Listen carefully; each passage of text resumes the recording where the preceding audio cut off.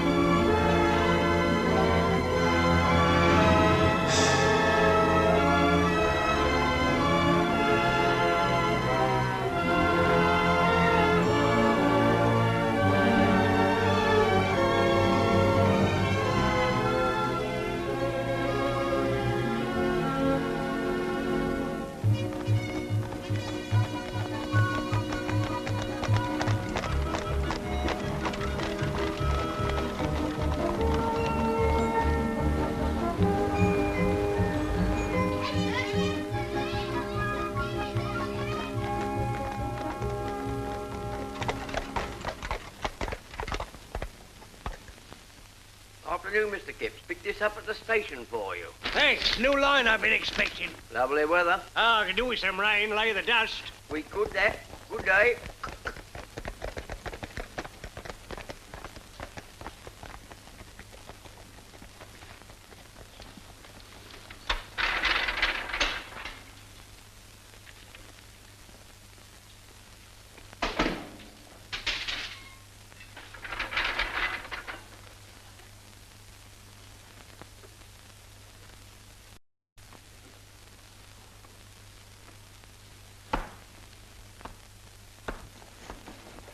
Don't handle the stock.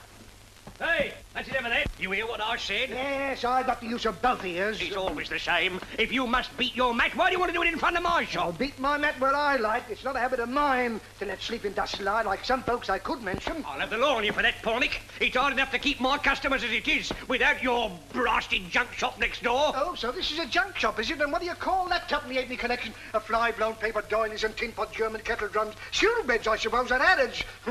You shut up, see? You're a disgrace to the neighbourhood, that's what you are. Oh? If that's what you think, why do you let your young heart hang around the back fence after my Sid? In the first place, he don't. And in the second, let me tell you that my nephew is leaving for Folkestone tomorrow, so the matter don't arise no more. Oh, yes, going to make a draper of him, I hear. You've got some comical ideas. Let me tell you that my nephew... Don't you nephew me as if he really was your nephew? What are you casting? What do you mean? I mean what I say. Perhaps the reason why some folks don't dust out their homes is because there's too many skeletons in the cupboard. What are you getting at? You know. You. You've asked for it and now you've got it. You blaring jackass! Artie, what's happening? Uncle's just having another hour with old Pornick. For goodness sake. Uncle's just called him a blaring jackass. Oh, why will he let himself be provoked when his heart burns bad? Edward, come in, do. Sid! Coming down to the wreck, Sid. Doesn't half smell terrible now. It's my last chance before I go away. What about your uncle? He's having another hour with your dad. All right. My uncle just called your dad a blaring jackass. Siddy! Hello, Anne. Hello, Aunt. Where are you going? Down to the wreck. Can I come? We don't want no girls with us. Come on, Art.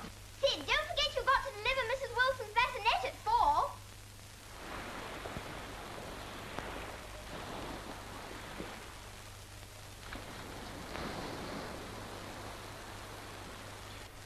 Mr. Mate, can you see a sail? Captain Pornick. No sign inside. You down a thirst, Sid? That's right, so's you. You're too weak to move. Mr. Mate, Yes, Captain Pornick. My limbs are failing, but I'm going to make one more desperate attempt to reach that water can. You watch. I've got to reach it, because we're alone in the South Seas, without a human soul to come to our help. What you want? I told you to stay at home. Let me join in, Sid. I won't spoil it, honest I won't. You do what I tell you. All right. Stay up in the bows and watch for a sail. What did I do if I see one? You won't see one. There ain't any. We're in uncharted waters. Go on. Don't you ever have a sister, Artie? Oh, I don't know. What's wrong with it? Sisters is rot. Girls, if you like. That's different. Ain't sisters girls? No. You got a girl? I have. Really? Who? Wouldn't you like to know? Tell us. Secret? Course. Dying solemn? Dying solemn. I'll spell it. M-A-U-D-C-H-A-R-T-E-R-S. More charters. Get out. She is. Truth? Truth. But her father's a vicar. I know.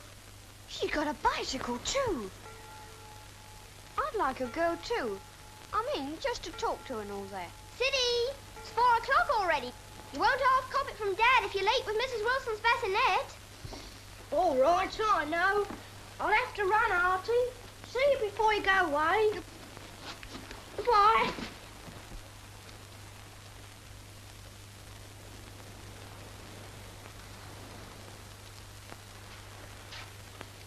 Didn't know it was this late. Neither did I. Suppose we ought to be getting back. Suppose so. Have some chocolate. Don't mind. Wasn't going to let on I had it while Sid was here. Dad'd give me and Sid what for if he knew we'd been out with you. My uncle would me too. I don't care, though. Neither do I. My dad's always going on about you. He says you ain't got a name. Of course I got a name. What's he mean? I know. Do you want to go away tomorrow, Artie? I've got to do something, and Uncle says there's prospects in the drapery trade. I'm sure you'll get on, Artie. Of course, I'll be living in down there, so don't suppose I shall be seeing much of Sid and you for a long time. Won't you? You sorry? Anne, I wish you was my girl. Would you say, Anne? Will you be my girl? If you like, Artie. I don't mind if I am. All right, then you are. Ever heard of tokens, Anne? Tokens? What's that? I've been reading about them in tidbits. When anyone likes anybody, they give each other something. Sort of a keepsake like. What? It says sometimes they break a sixpence. But if it's broke, you can't spend it. No, you keep half and I keep half. And when we look at them, we think of each other. When we're separated. Oh, I see. Only thing is, I haven't got a sixpence. I have. Where? Home. I'm saving up. Well, I don't want to. No, I don't mind, honest. I know where Dad keeps his file. I'll easily break it. Anne.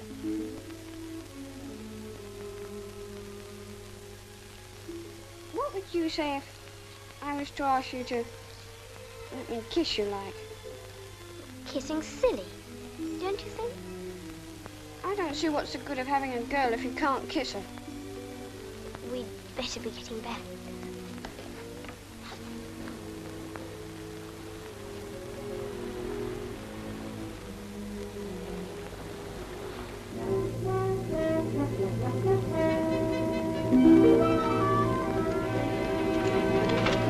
Here's the bus. Artie! Artie! Artie, quick, here's the bus, quickly. Come on, hurry up, for goodness sake. Come on, quickly. Artie! Artie! Oh, there you are. You ready? Goodbye, Arthur. Goodbye, Auntie. You look very nice. Now, be a good boy. You better be. And here, I've made some nice sandwiches for you. Up you go. Now, you stick to your work and see you please Mr. Shalford. And don't forget, drop it a line the moment you get there. Good morning, all. Good morning.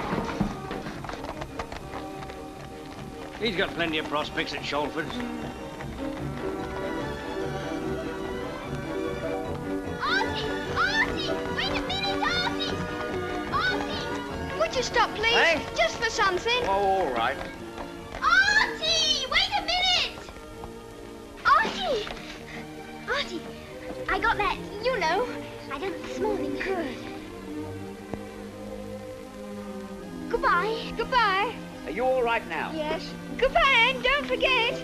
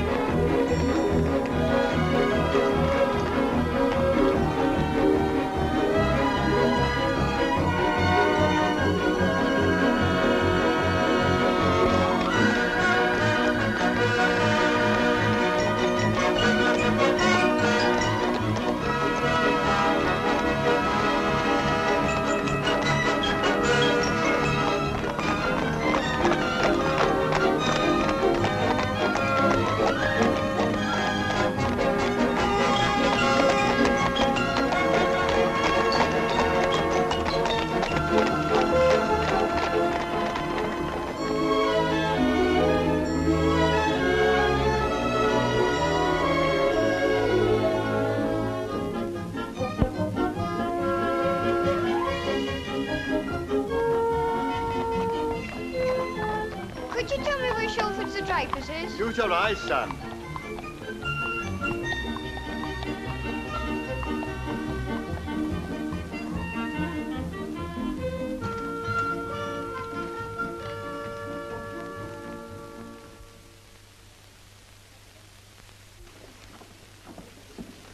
Can I help you? Anything particular you was wanting? Are you Mr. Shelford? No, you're looking for a crib. Eh? Job? Yes, sir. God help you. Door over there. Thank you. Everything all right, madam?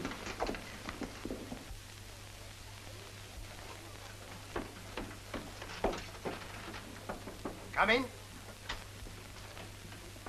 Well, what is it? I'm Kipp, sir. £2,347. Arthur Kipps, age 14, C of E. Signed as apprentice 7 years as from the 7th inst. That's right? Yes, sir. My system, efficiency. Your uncle says you're a bit daydreamy. Well, we'll soon smarten you up. Our system here is the best system you could have. I made it, so I ought to know. Booch? Booch? Give him a copy of our rules and fines.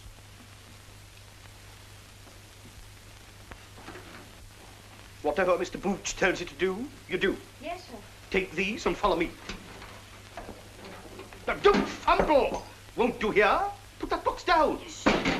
Come on, then. Come on. Rules quite simple, my system.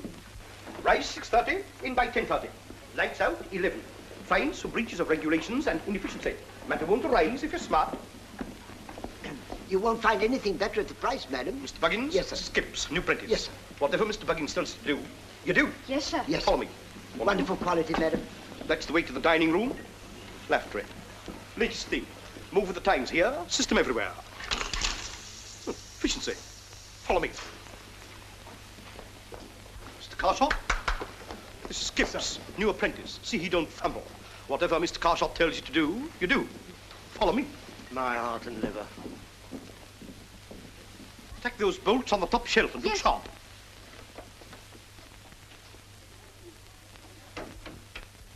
Kipps, Yes, sir. blot and ink pot, quick, quick. Yes, sir.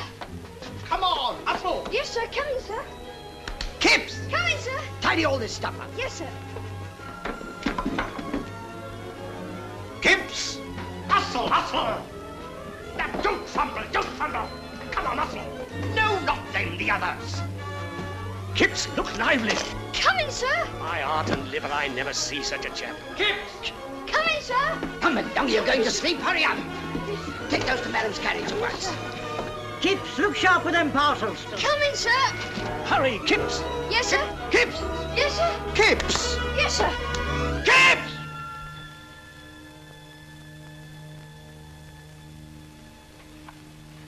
Tired, young'un? Just a bit. You'll get used to it. What the blazes made you come into the drapery trade, eh? Uncle said there was prospects. Prospects. My heart and liver. He said perhaps I'll have a shop of my own one day. Shop of your own. Were you writing home, boy? Yes, sir. I suppose you're wondering why the light's gone out. Always goes out at 11 o'clock. Yes, Teddy's system. Oh. I'll tell you what prospects you got. When you get too old to work, they chuck you away. You'll find old drapers everywhere. Tramps, beggars, quad, anywhere but in a job. As for a shop of your own, how is a draper shopman going to save up £500 even? No. I tell you, we're all in a blessed drain pot. And we got to crawl along it till we die. Good night, all.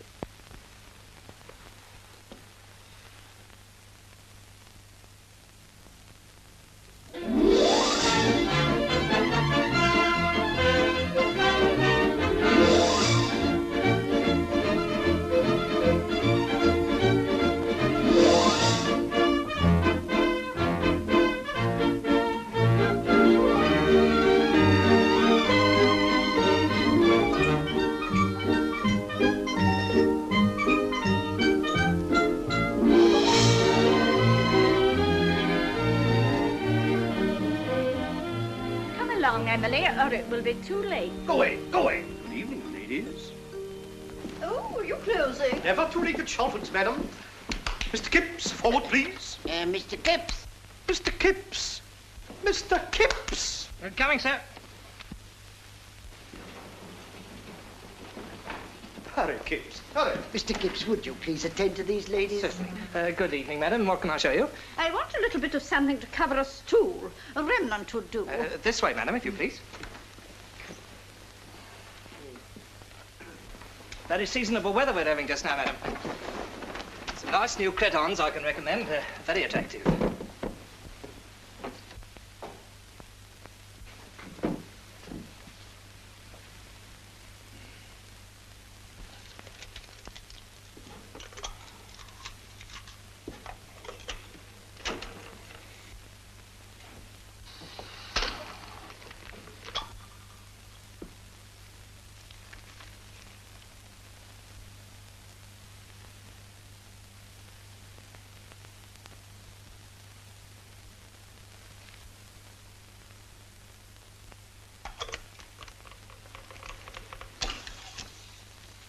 Have you anything thicker? One moment, madam. Get a move on, man. Closing time, you got the last customers. I know. Wait for me. You bet. Got any money on you? I'm clean out. Well, so am I. I was going to ask you. What about the girls? Oh, I have to have a cheap evening, my boy. Hurry up. Take... Are you thinking perhaps plush? Or brocade, Emily? Oh, anything will do. A remnant or anything.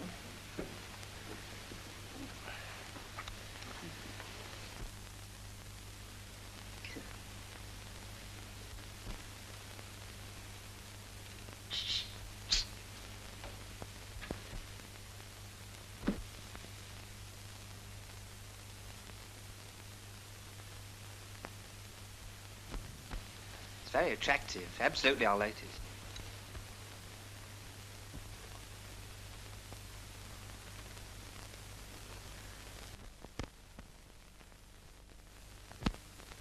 I'm afraid none of them are quite... No. Well, thank you very much. We'll have to try somewhere else. Good evening. Good evening. Dear me, we are the last. I'm afraid we've kept you open. Not at all, madam. Always a pleasure to oblige a customer. Good evening. Good. Especially about Chalford. They don't mind a bit serving you after all. The giddy limit, I call it. 7:45. Really, some people. My heart and liver. You wait till they bring in early closing. Oh, there's no harm in waiting. You've got your whole life in front of you. Vested interests. That's what it is. Vested, blessed interests.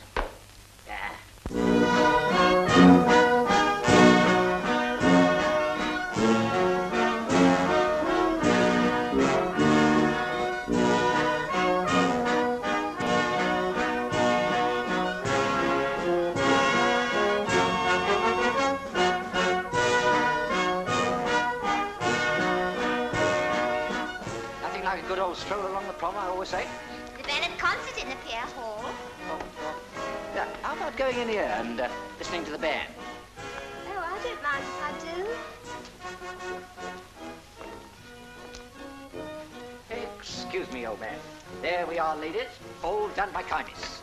Would you care to smoke? Well, the very idea. Mr. Pierce. Now, come off it. We saw you, both of you. That's right. You did not. Oh, yes, we did. Of course we did. When might I ask? It was on a Tuesday when Teddy was up in town. Puffing your ears off in the stockroom on the QT. Trying to blow smoke rings. I don't know, I'm sure. You nosy pockets. You'll have to be more careful in future. So it seems. Really, Mr. Kipps, I should have thought you had a better use for your time. Well, I don't know about that.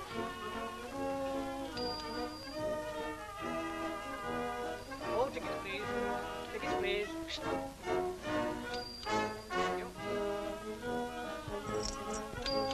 Well, girls, what about strolling along? Suits me. Now, let's wait until the band's finished this piece. We've heard it plenty of times before. But we've only just sat down. You are a fidget. Oh, I'm sure I felt a drop of rain. Hey? By Jove, you're right. Come on, girls.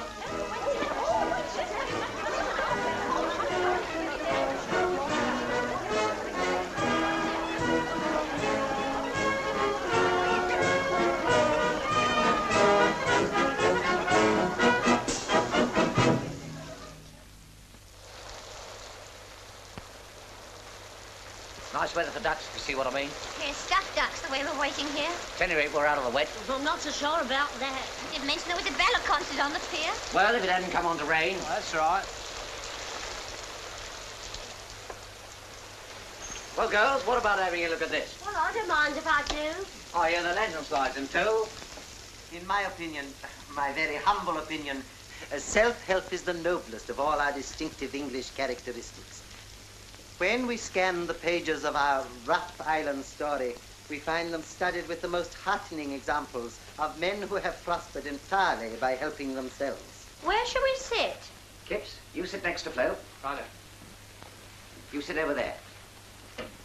True, we cannot all be great or famous. Full many a flower is born to blush unseen and waste its sweetness on the desert air, as Gray so aptly expresses it in his beautiful elegy.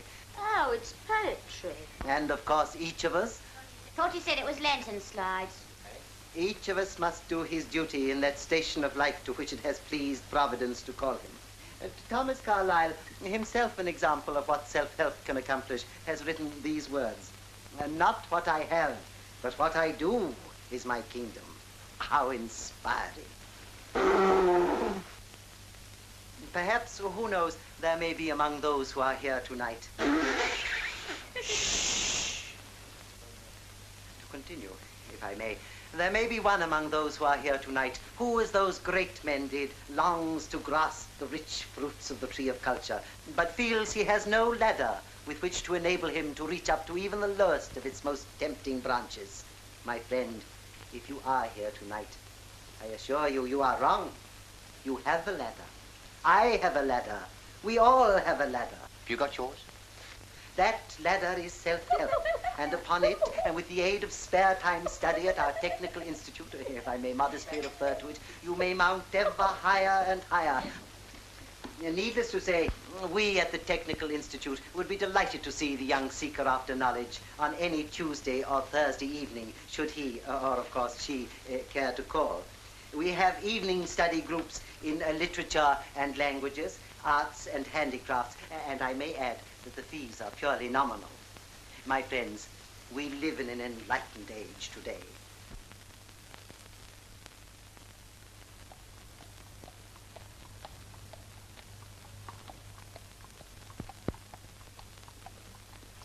How's that, girls? Dead on time? Oh, thank goodness. The only thing I must say, we might have got the sack. Can't think why he couldn't take the omnibus back. Well, I told you, girls, off round the town. Good night, girls. Oh, good night. Good night. Good night, Mr. Kipp. Good night. I do declare you haven't said a word all the way home. Oh, I've been thinking. Hope it's done you some good, I'm sure.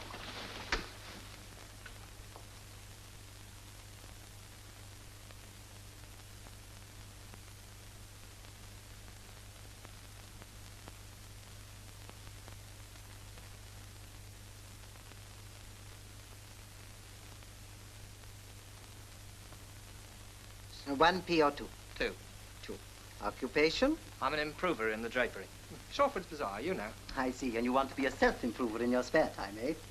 Yes, it's just it. Well, what put the idea into my head, Mr. Coote, was happening to hear the talk you give last night. Oh, indeed, really, one does what one can. Now, what were you thinking of exactly? Well, I thought perhaps literature or something like that. Literature. Well, unfortunately, that class is already in mid-session. Pity. There's French. Yes, I wouldn't mind having a go at that. But on the other hand, that's rather full already.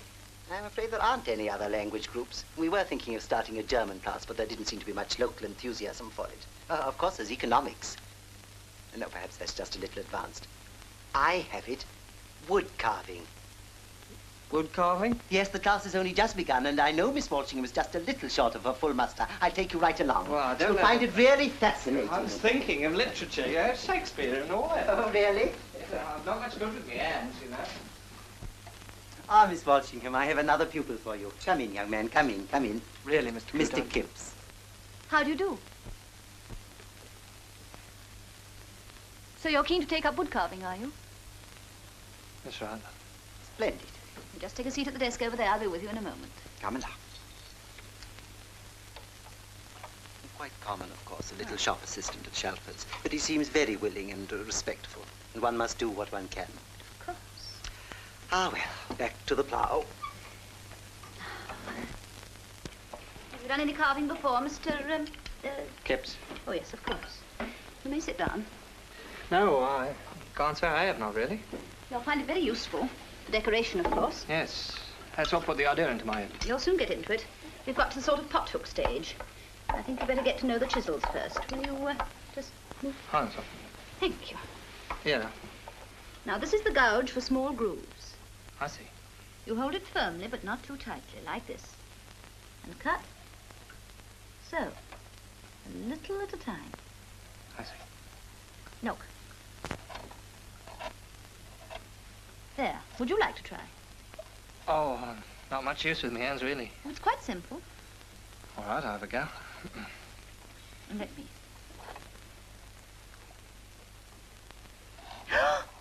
Oh, gently. You mustn't hack. Look.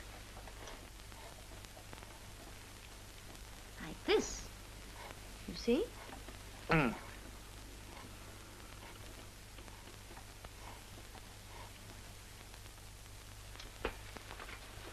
What's up, Nolan? Got cramp? My Arton never lost his voice, too. It's the monotony. Mine goes blank. Often happens to wage slaves in the retail trade. Now, in my case, it gets to feet first. There's more like him. Mine goes blank sometimes for hours. Blast, Teddy. And I still got half my left foot to do. I remember once a young fellow was took like that after stock taking. Kept muttering to himself all night. 5 dozen pairs cambric drawers as per patio width. Mine went blank. Good night.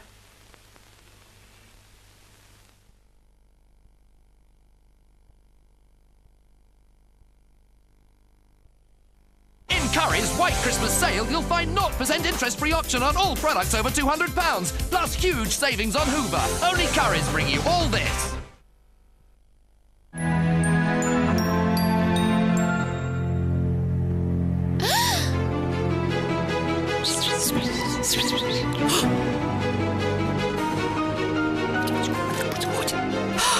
Who's going to tell the cows? Go on, you tell the cows.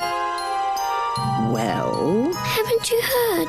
The council has spread something straight from the fridge, and everyone knows you can't spread butter straight from the fridge.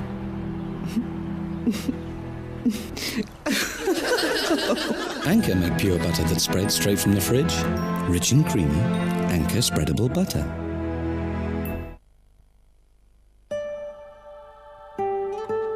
Although Kellogg's make and sell more breakfast cereals than anyone else in the world, every single box is made from grains carefully chosen and checked by us.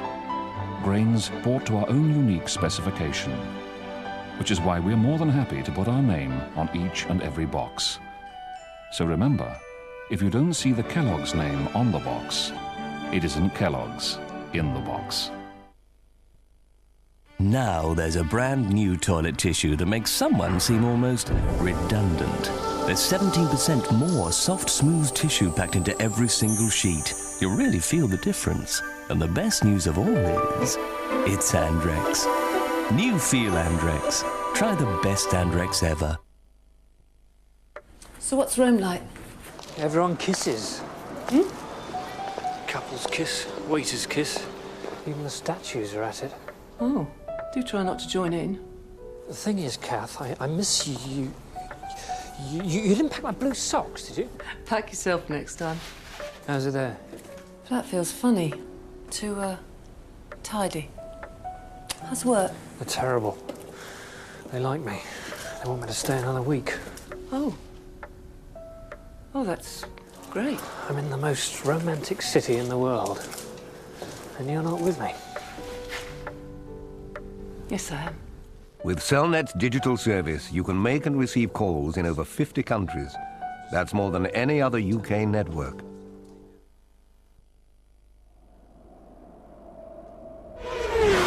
I need parts sent fast to circuits all over the world. It's a real hot potato. Everything we send has to be tracked, wherever it goes. 60% of our China has to go abroad, 100% safely. I want my troops sent overseas with military precision. Whatever your worldwide distribution needs, we can handle it. Parcel Force can design and manage a system to suit your business, and yours alone.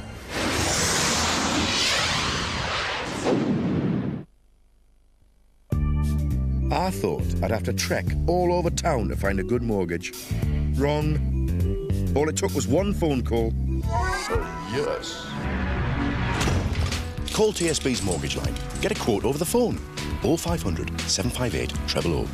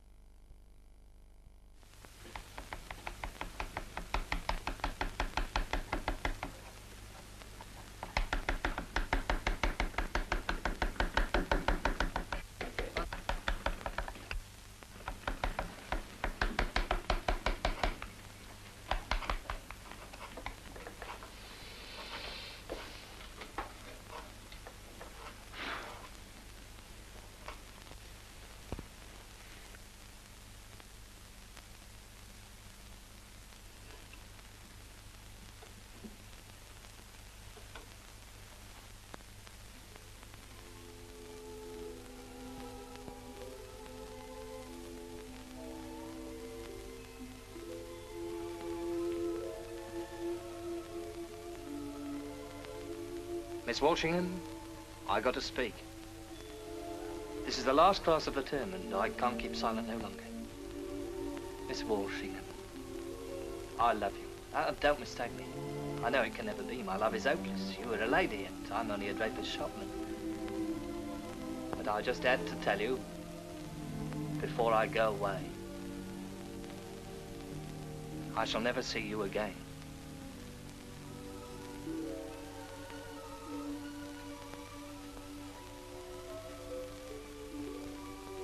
Goodbye. Wait. Yes? Where are you going off to? Africa, maybe, or the South Seas? Who can tell? I shall never forget you. Just a minute. You can't go out of my life. Not like that, you can't. I got to. I never told you to go, did I? No, but... Don't you see I can't bear you going? I love you just like you love me. Miss Walshingham.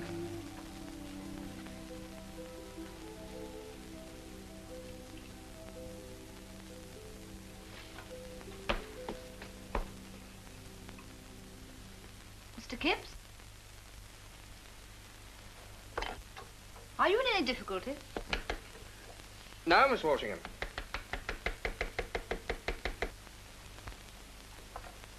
Helen, could I borrow that little thin chisel? Yes, dear, of course. You know, you've made a conquest. What? Mr. Kipps, haven't you noticed? He can't take his eyes off you. Oh, nonsense. It's true. I was watching him only just now. My dear, you've got a romantic mind. But just now I... Take your little chisel.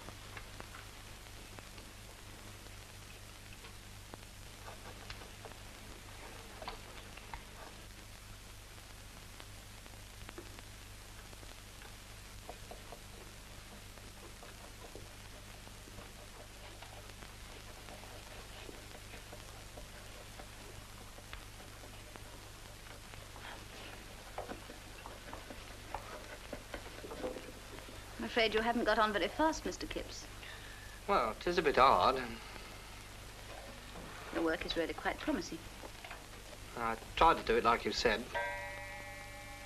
I've no idea it was so long. Well, that's that. Good night, Miss Walshingham. Good night, Good night, Tom. Watson. Thanks for the fitting test, Tom. Oh, good night, Tom. Good night. Good night, and thank you so Good much. night. It has been nice. hasn't it? Goodbye, or perhaps I should say au revoir till next term. Au revoir. Goodbye, Miss Walshingham. Oh, we shall be seeing you again next term, I hope. Well, if you think it's worthwhile, Oh, I do. well, then I will. I want to improve always. Ah, splendid. Good night, Mr. Kipps. I'd do anything to do anything.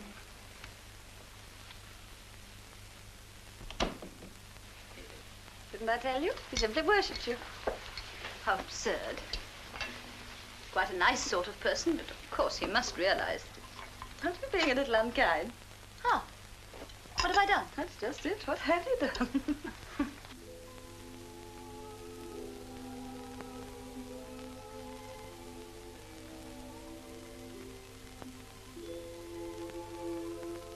Bip, bip, bip, bip.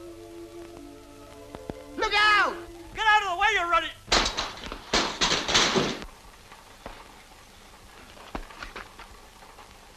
I say, you aren't hurt, matey. I was backpedaling for all I was worth, all right? You hit me. You practically ran into me. I backpedaled like mad, then biff. Didn't half give me a runner in the back. Well, I was coming down the hill. Came a bit of a whop, didn't I? You did that. You didn't hear you ring your bell. Doesn't work. Top came off yesterday. Anyway, I yelled out. Didn't you hear me? Lucky for you it wasn't Saturday night. There's a police trap on this hill for scorchers Saturday night. Oh, look at my trousers. Tore all down one leg. Holy smoke, so it is. Quite a nasty little tear. Anyway, your lid's all right. Lucky I was backpedaling. Ripped clean up, ruined. Don't worry about that. My digs are just down the road. I'll sew that up in a jiffy for you. I don't know. I've got to be getting back. Look out, look out. There's a slough. Don't give me away. I haven't got a lamp either. Well, fancy bumping into you like this. How are you, me old son of a gun? Oh, I'm all right. How are you? Evening, officer. Well, this is a surprise. Yes, isn't it? I'll walk along home with you. Come on, old boy. It was a fair bit of all right the way you acted with that slop. You behaved like a gentleman. Got a kick in it was. That's old Methuselah, 4-star, 20 on the proof. I never drink anything else myself, personally.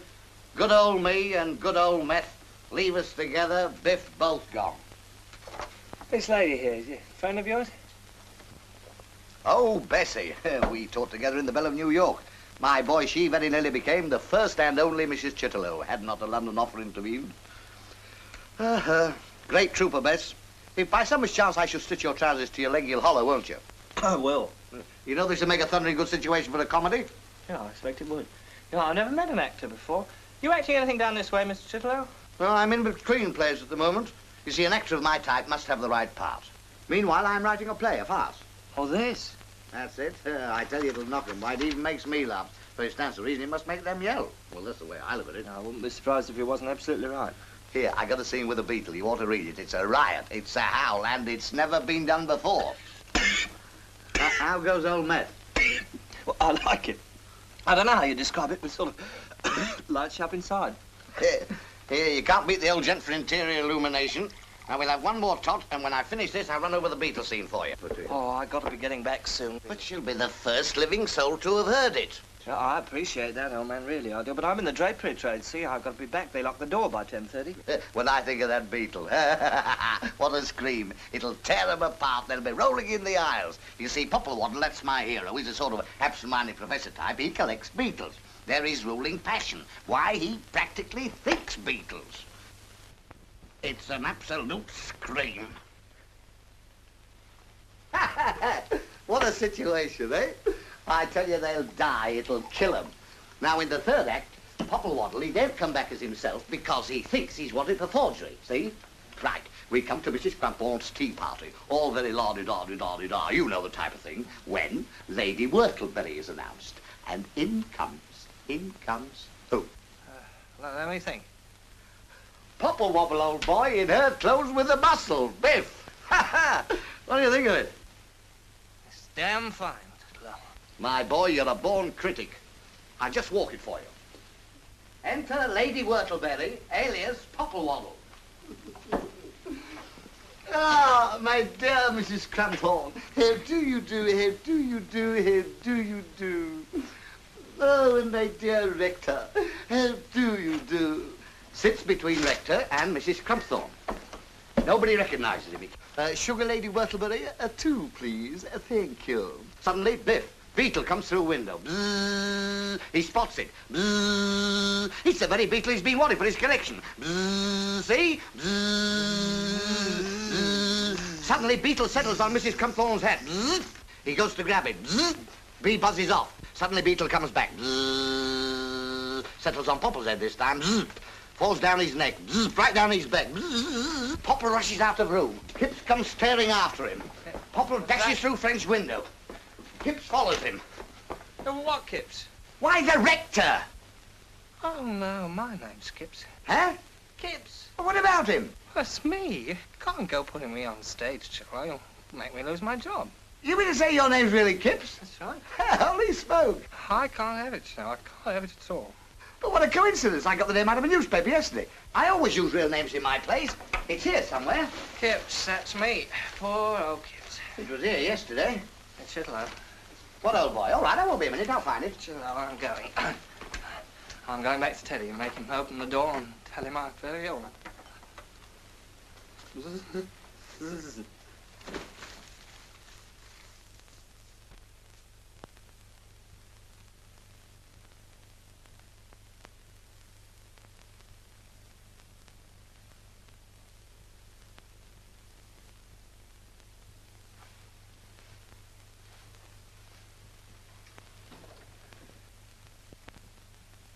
My heart and liver. Huh?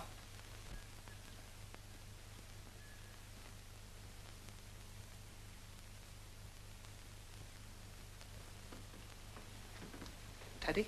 He knows. Oh. He's waiting for you in his office.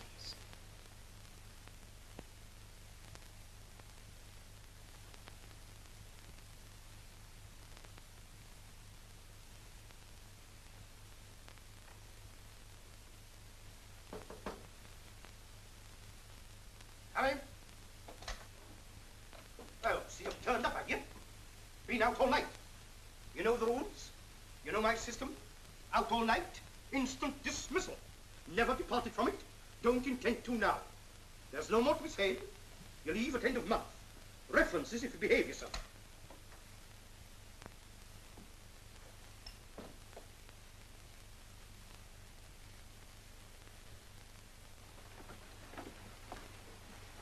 Swapped, kicked out to clear the street. Bad luck, old boy. Oh, really? Oh, Teddy's system. Well, I was wanting a change anyway. He happened to give notice first, that's all. Where'd you get to last night, old man? Well, as a matter of fact, I had a bit of a sick night with an actor friend of mine. An actor? Yeah, he's an author, too. We got talking about the theatre and drinking old Methuselah, 4 stars, and, well, one thing led to another like, and, you know. What's all this? What's all this? Come on, smarten yourselves up.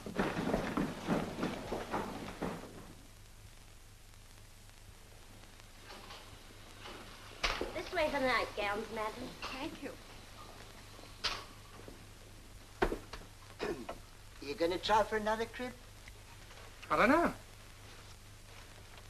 Curious thing, but every time I've had the swap, I never thought I'd find another crib, never. But somehow I always did. Think I will? Of course. Go right up to London, get a cheap room, and hang out. Don't eat too much. This Mynheer chap put his prospects in his stomach. Mr. Buggins. Come in. And whatever you do, hang on to your collars and cuffs. Pop them last.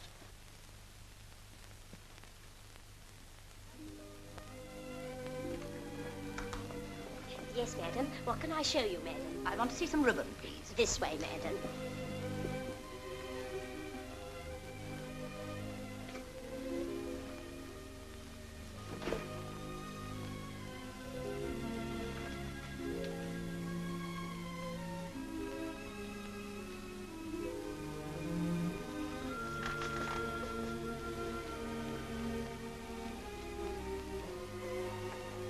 How do you do, Mr. Kipps? Oh, good morning, Miss Washington. How are you? I'm very well, thank you. It's very seasonable weather we're having just now. Yes, it is, isn't it? Yes, it is really. I expect you'll be taking your holidays soon. We hope to run over to Bruges for a few days. Oh, that'd be nice. Yes. And you, what are you going to do, Mr. Kipps? Will you get away, or are you too busy? Yes, I expect I'll get away for a bit. Nice. You ready, dear? Well, Mother, this is Mr. Kipps, one of my most promising pupils. Well, I hope we shall see you again next term at the Institute, Mr. Gibbs. Well, Miss Washington, the fact is Goodbye. Bye.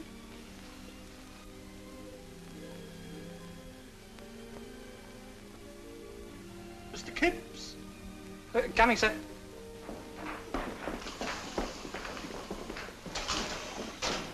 Get the sailor's hat off the model in the window. The one with HMS Tundra on the ribbon, because his dad's on that ship, you see. And look sharp. Yes. Why can't I have a cat? Shut up, can't you?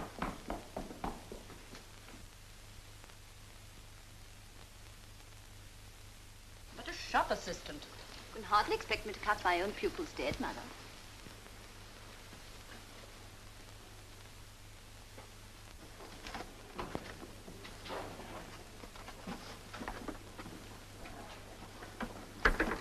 I want to see you.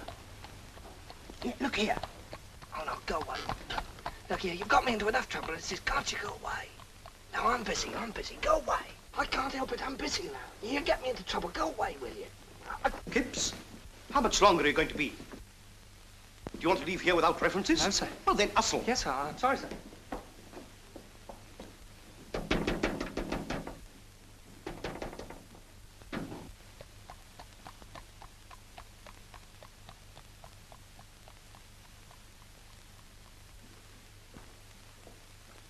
That's right, with HMS Tundra on it. There you are, little man. There, now you look just like your dad. Terrible, why can't I have a cat? Because you can have a sailorette. There, that'll do nicely, thank you. Oh, very good, madam. Hi there, can I have some attention? Here, Kipps. I think I've got the odd farthing here somewhere, yes. Thank you. Good morning, madam. Good morning. Why couldn't I have a cat? Look here, Chloe, you can't come here. I've got into enough trouble through you as it is. Kipps, listen to me. Because they are strangers, so it's not very popular with underwear, sir. Yes, the boss. Here, Chitlow, you've got to go now, see? You're not allowed, friends. Have you got that in a 678? Here you are, sir. Thank you. What's your first name? Arthur, why? Jumping Joseph Attitude. What's me? Wait a minute, and I'll tell you your mother's Christian name. Look here, Chitlow, I don't know what you're after, but I got no time now. See, you got me the sack last night. Did I? I'm sorry, old boy. Euphemia. You? What? Listen, Waddy or Kipps. If Arthur Kipps or Arthur Waddy, son of Euphemia Kipps, who was born at East Grinstead on the 1st of September, 1884, were you? That's right. Well, what is it, Chitlow? I don't understand. You don't have to, old boy. All you've got to do is to write to Watson and Bean and collect. Collect what? Anything that's coming to you. They say they don't happen. What? Coincidences. Everything is a coincidence. I found that paper this morning, an old Folkestone Gazette. The one I got the name from, you know. Yeah, what does it say? What's it say? Read it, old boy. What I told you. You're going to hear something to your advantage. Waddy? Oh, I don't know any Waddy. Yeah, you don't worry about that. It's you, all right. All you've got to do is write to Watson and Bean at once. Well, what do you suppose it means? Something to my advantage? Might mean anything. Money, if it does. Don't forget your little Harry C. But if you was me... I've written first thing this morning. Huh? Did you find anything to suit you, sir?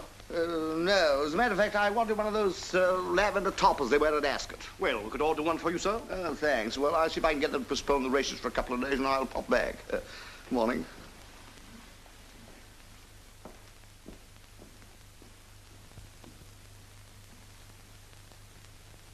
Mr. Kipps. Coming, sir.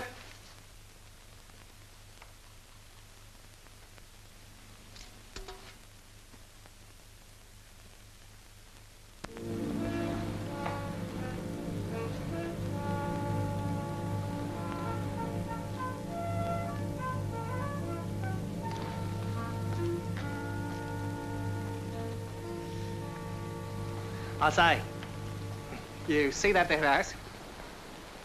You'd never guess it belonged to me, would you? That's it there, Ewington. It's hot enough without fools. What do you mean, say it doesn't belong to me? It was left me this morning by a grandfather, what I never even heard of.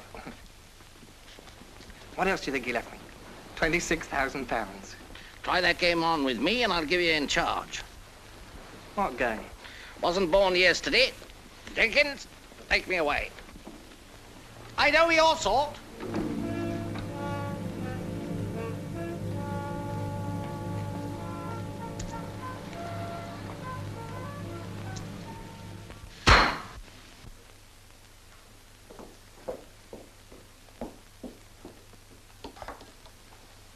Oh, I don't think I ought to, really. Go on, some folks takes it every day. Why, 3 and 6 a bottle? They don't stick at that. Not the champagne sort, they don't.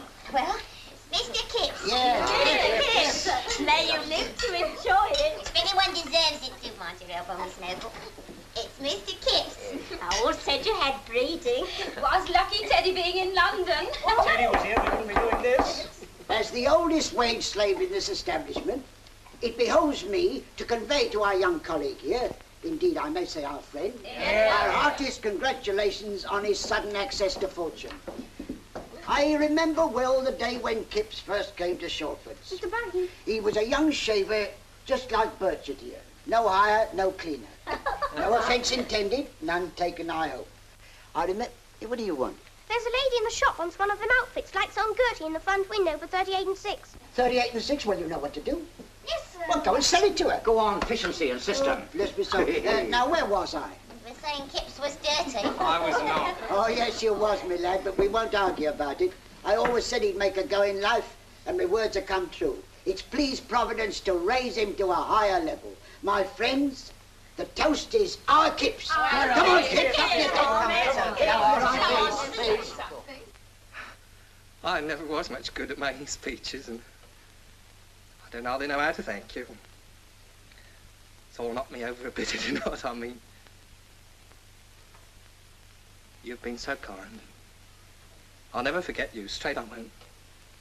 Thanks. We should never forget you either. Good old Kipps. Yes, good old Kipps. Good old Paul. He's a jolly good fellow. He's a jolly good fellow.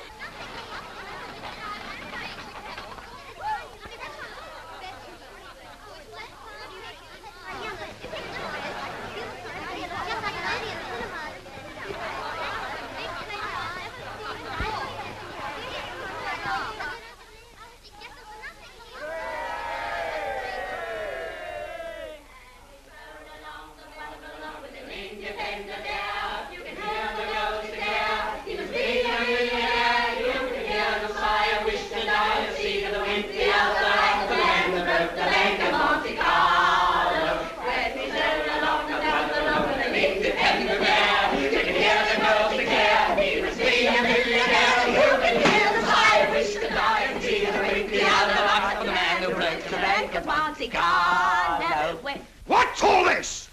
What is this horseplay?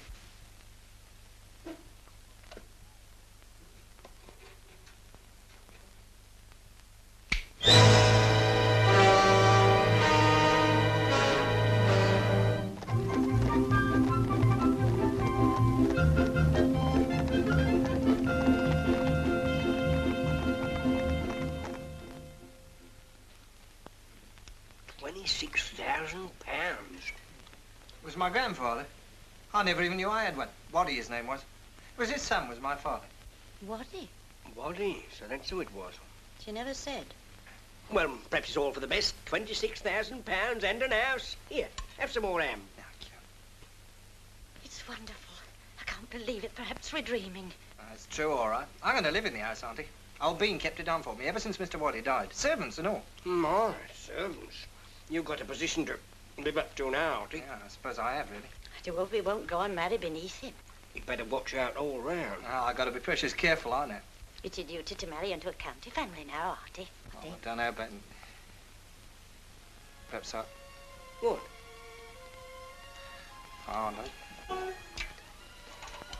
You've got a wonderful prospect in front of you, my lad. For instance, you might go into Parliament or buy a shooting box or hunt. You ought to hunt, Artie. Yes, I suppose I ought. I think I'll just have a stroll round. Try and sort things out in my mind a bit. That's right, my lad. A man in your position can't afford to make no hasty decisions.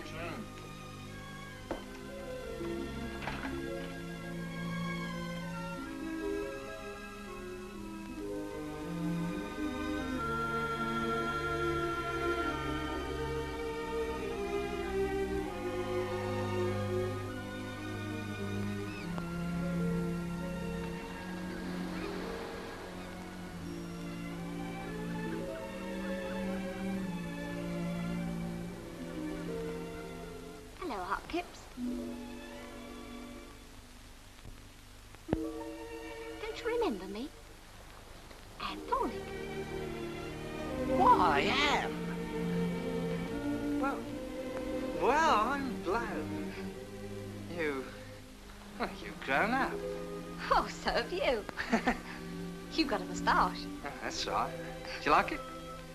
Suits you. I didn't know you was back. I just see you through the window. How did you? Thought perhaps you'd forgotten me. Oh, me? No fear. Well, I just thought perhaps you had. Oh, of course not. Well, it's a long time since I've seen you, and it must be more than 7 years. Don't do to count. Well, how you been keeping? All right. You look all right. Do I? Rather.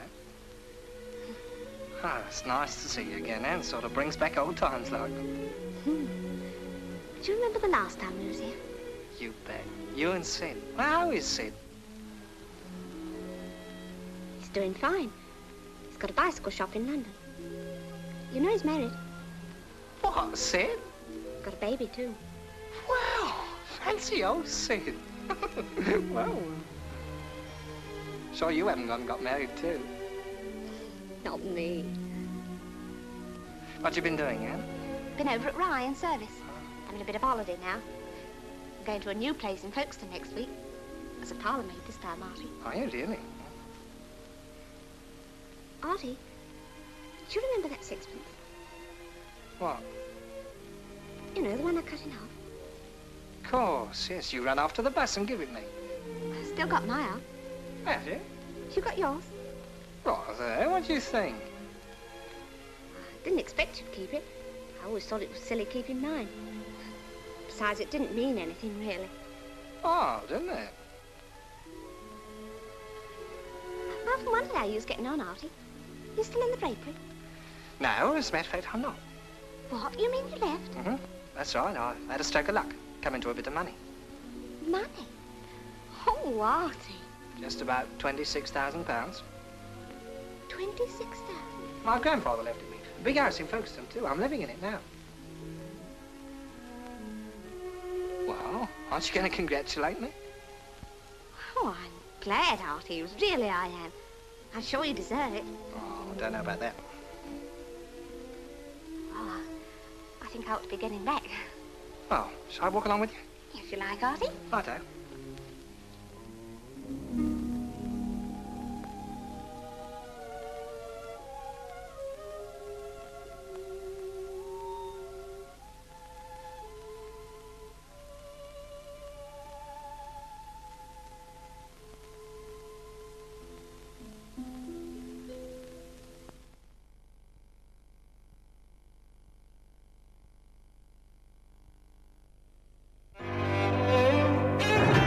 Mi amor, pareces diferente esta noche.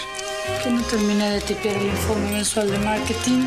Es un plomo y me están presionando. No te lo puedo creer. ¿Todavía no has oído hablar del nuevo software de reconocimiento de voz de IBM? Vos simplemente le hablás y te lo escribe automáticamente. Estoy anonadada.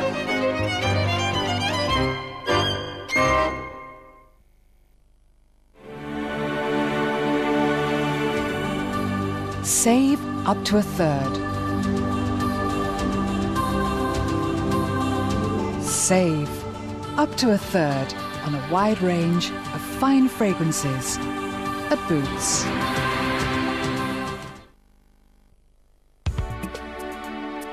When it's cold outside, you can still be warm inside. With new Joe Snow. New double chocolate Viennetta. And new double milk chocolate Magnum. From the new Walls Winter range. If you love ice cream, why should winter stop you? Laboratoire Garnier creates a new generation of daily moisturising fluid, Synergy Vitamin Radiance. Naturally, it's light and hypoallergenic, giving you moisturised skin each day. But what's really new is it's the first daily moisturising fluid with natural vitamins and gentle fruit AHAs. So in just 1 week, your skin is smoother, softer, radiant with health. New Synergy Vitamin Radiance Daily Moisturising Fluid, formulated and controlled by Laboratoire Garnier Paris. Car insurance? Now you can earn your no-claim bonus faster. How? With Admiral's Bonus Accelerator. Call Admiral on 0800 600 800 now to find out more. Don't buy your car insurance until you find out about Bonus Accelerator. New from Admiral. 0800 600 800. That's 0800 600 800. If you have difficulty getting upstairs, a Stana stairlift will make it easy for you. Simply press a button and you'll glide up or down smoothly and safely. This model even goes round corners. Your Stana could save you the trouble and cost of moving away to a flat or bungalow, so you can carry on enjoying life in your own home. For your free information pack, dial 100 and ask for free phone Stana. Now and again, we buy things that aren't exactly what we're after. Take the Jackson's burglar alarm, for example. Hardly ideal. Then again, nor was the plumbing. And the garden fountain didn't work out quite as well as they had hoped. But their High Street Energy Centre specialise in gas and electric cooking and heating. Thanks to the expert advice they received, they found exactly the right fire and with free delivery. So for complete satisfaction, come to the Energy Centre. The right advice, the right price, the right choice. At over 240 shops nationwide.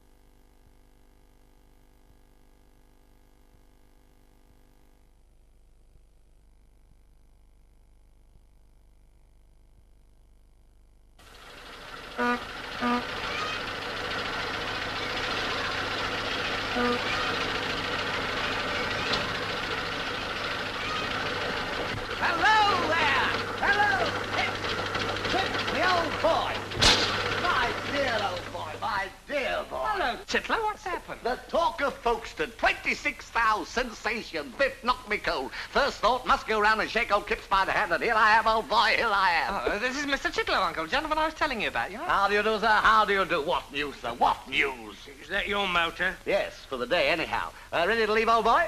What's in the motor? Certainly. You touch your little Harry C to take you to Folkestone in style. Oh, thanks, Titlow. Well, hold on. I won't be a tick. That's all right, old boy. That's all right. But you must remember calling the beetle a butterfly. I can't say I do, old man.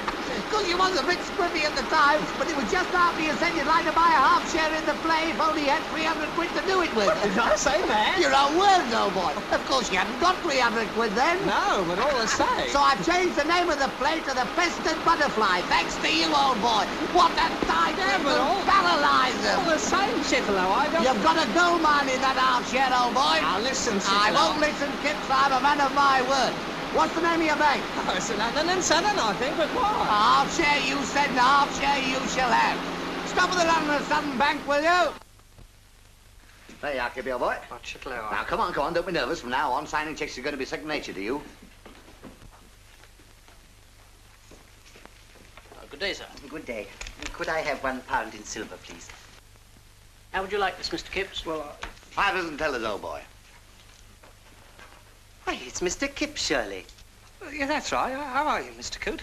My dear fellow, may I congratulate you on your good fortune? Oh, thanks. 100. Thanks. You heard then? Yes, there was a paragraph in the Folkestone Gazette. Yeah, trusted Larry C. I gave that interview, old boy. Friend of yours? 200. Thanks. That's right. This is Titlow, Mr. Coote.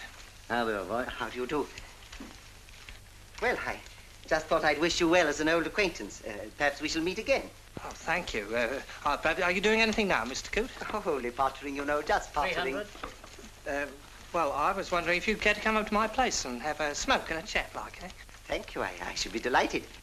All present regret. Thanks, old boy. I promise you'll never regret it. Titlow? Sorry, old boy, I got a train to catch. I'll just about manage it if I run. Oh. Shan't be needing the motor anymore if you want it. Well, goodbye, old boy. Keep in touch with me. Yes, I will. Glad to have met you. So long. Oh, you might give the driver £2.10, will you? I haven't got less than a fiver here.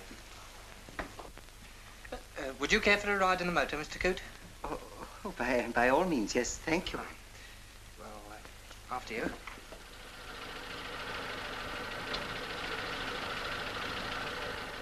This way, Mr. Coote. Oh, good morning, Mrs. Johnson. Thank you very much. Oh, so sorry. Is it all right to go in the study, Mrs. Johnson? If you wish, sir. Well, this way, Mr. Coote. I must really only stay a minute. This is where the old gentleman wrote all his letters, you know. My grandfather that was. Indeed, really. All this will make a tremendous change for you, Mr. Kipps. Yes, that's what I've been thinking. I'm like the chap in the song they're singing. I don't hardly know where I are, you know. Quite.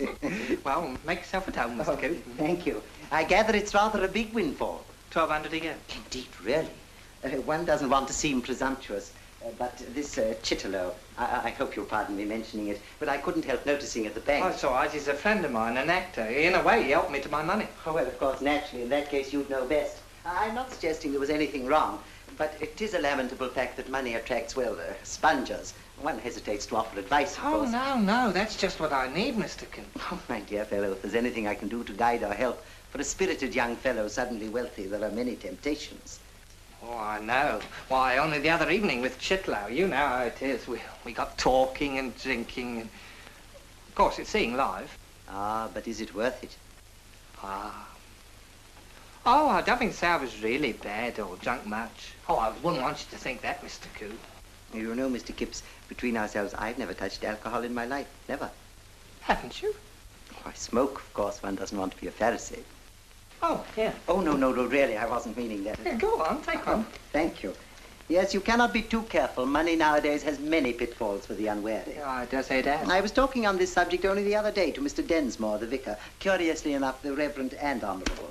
He went so far as to maintain that wealth can only be fittingly used by the landed gentry. Oh, did he? Well, of course, as a social worker, I disagreed with him. One has got to stand up to these people. Yes, a man's a man for all that, I told him, quoting Burns. Yes, I think I had him there. Yeah, that's right. Yes, I'm afraid our Mr. Densmore is a bit of a snob. Yes, the portals of society are open nowadays to anyone who has the means to make himself worthy of it. Really? Oh, indubitably. Why, at school with me were a number of tradesmen's sons, wholesalers, of course. Yes, education is a great leveler. Oh, that's just it, Mr. Coote. I'm not educated. Well, not properly, that is. One can acquire education. You really think I could become a gentleman? You owe it to your position, my dear Kipps. You mean I ought to get with educated people who know how to do things properly, so that if I wanted to call on someone, I could know how to behave? That and other things. Being a gentleman is a full-time occupation, I'm afraid. Yeah, I can see that. Oh, but there's nothing to get alarmed about. Well, if you could only give me some advice, Mr. Coote. You see, I've only got old Mr. Bean. He's my solicitor, and I don't know him much. I see. I was wondering, why not have a chat with a young solicitor friend of mine? He's only recently qualified, but he's remarkably clever. Ronald Walshingham. Walshingham? Yes, Miss Walshingham's brother. Miss Helen Walshingham? Oh. Charming girl, don't you think? And she was talking of you only the other day. Me? In the very highest terms. It was her I was thinking of calling on. You know, I might have guessed that. You don't know a cigarette. Oh, I still have this, thank you. She wouldn't mind me calling. Oh, you'll be very welcome. Thursday's her afternoon, generally. Thursday? Oh dear. Oh, let me. No, that's quite all No, right. really. If I could be of any help. Well, you've got so many things to do. Oh, no, not really. I must confess I've rarely met anyone so congenial and modest, if I may say so. Oh, I seem able to say things to you somehow. Oh, I'm glad. I'm tremendously glad. Oh, I want a friend, that's it, straight. My dear Kipps, I want a friend, too. Oh, really? Yes, I'm rather a lonely sort of dog, really. I haven't aired my thoughts so freely for months. Shake hands. Kipps, you're the right stuff. Just take my advice and make that call. I will.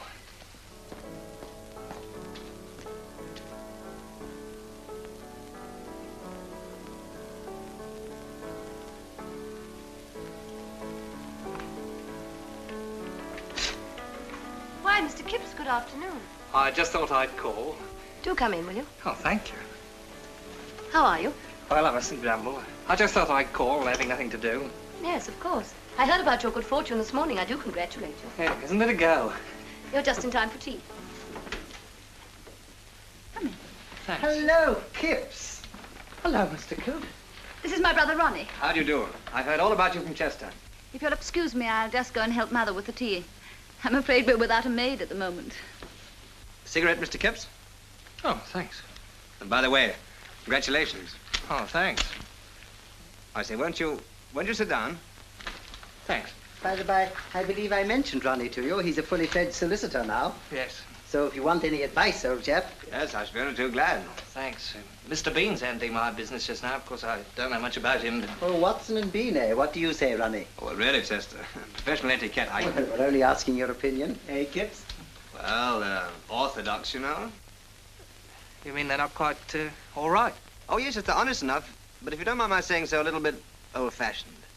Nowadays, perhaps one could use a little more enterprise.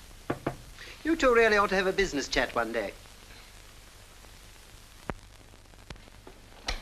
Ah, tea. Well, Mother, you know Mr. Kipp. So pleased to meet you, Mr. Kipps. I think we met before in the shop. Yes, of course. So nice of you to call. Yes, I just thought I would. I'm so glad. You were a pupil of Helen's at the wood carving class. Yes, weren't that's how I had the pleasure. you? She took such an interest in it. It was an outlet for her, you know. She told me all about you. Milk and sugar, Mr. Kipps. Just as you like. Do sit down, everybody, please. Here you are, Kipps. A little bird whispered to me we ought to congratulate you, Mr. Kipps. Oh, thanks. Oh, dear, you've given Mr. Kipps a name chair, as we playfully call it. That's quite all right, really. That's right, Ronnie. Get the bit of wood. We really must have that mended. Yes, of course we must, dear. Is that better? Fine. Quite sure. Here, have my chair if you like. No, I'm quite at home, really. Do you have a pastry? No, I'm not very hungry, thank you.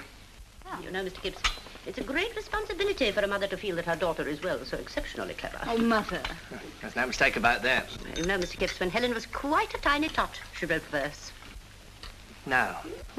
She still does. But it isn't very good. Nonsense. I think it has a lot of Swinburne about it, in his quieter moods, of course.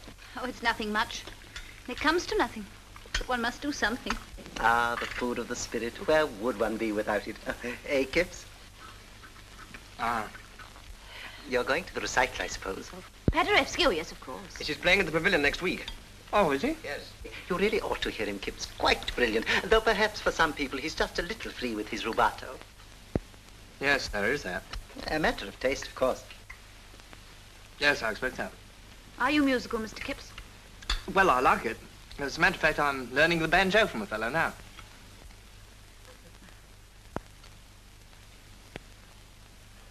Will you have some more tea? No, thank you. Perhaps Mr. Kipps would like to have a look around the garden. Would you? Yes, I like gardening. Good. Dear, dear, and just fetch me some more milk.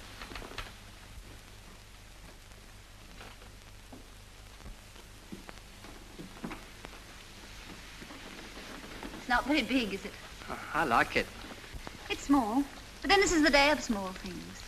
The outlook might be worse. At least there one doesn't stare one's social replica in the face. It's nice. I like that lilac tree over there. It's pretty. Yes. My father used to like that. I didn't know you wrote things.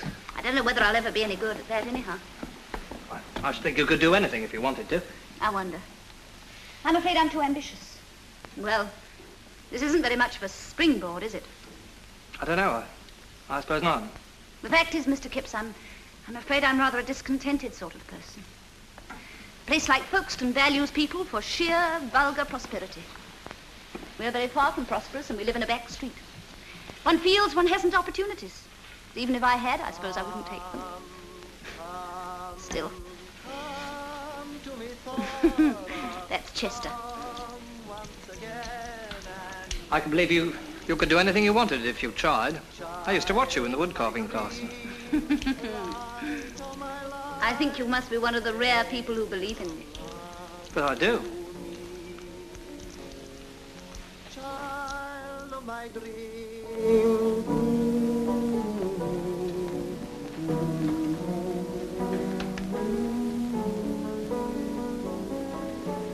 angel of love to be.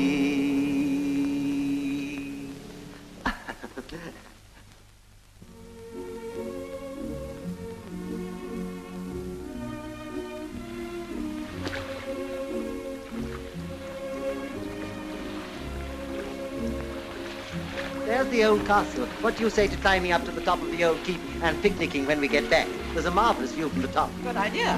Hey, you two! We're going up to the castle. We're paddling into the bank here. Oh, righto. Ronnie, you hear that? You and Doris had better stay behind and get out the picnic basket. Then you can come on afterwards. Oh. All right, Mother.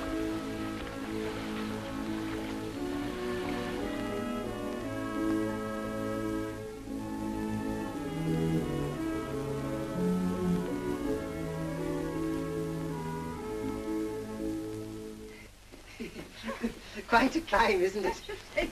Only 2 or 3 more, Mrs. Walsingham.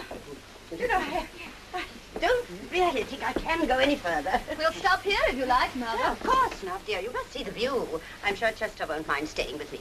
Only too bad. Well, off you go then. Would you like to? If you would. We'll just look at the view and come down again. There's no hurry, dear. The darlings.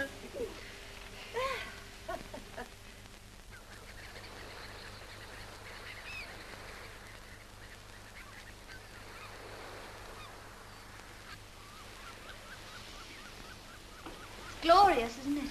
Hmm. I wonder what it looked like when they were building this. Oh, a lot different, I expect. Perhaps they jousted here. Well, we're up to all sorts of things. I was always a one for scenery. When I see things that are beautiful, makes me feel silly like. You needn't. You know, Mr. Kipps, you hold yourself too cheap. Oh, I do? You shouldn't. You mean you don't? Why should I? Well, I mean, for instance, you don't think of me as an equal. Why not? Well, I'm not. Perhaps you haven't enough faith in yourself. If I thought that you could do anything. Mrs. Walsingham, do you think you could care enough for me to help me?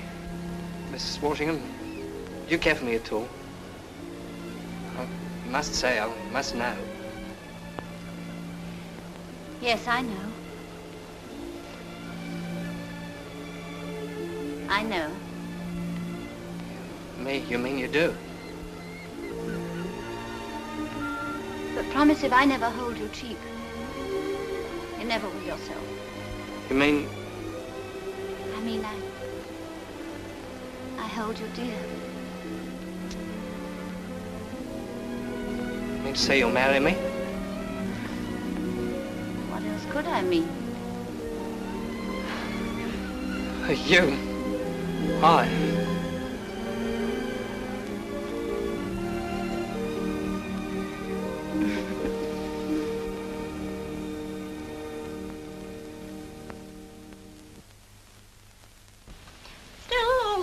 I don't think I should have cared to have lived here. Here we are. Come along, you two, now. We mustn't keep Ronnie waiting any longer. Well, wasn't the view lovely? Mm-hmm.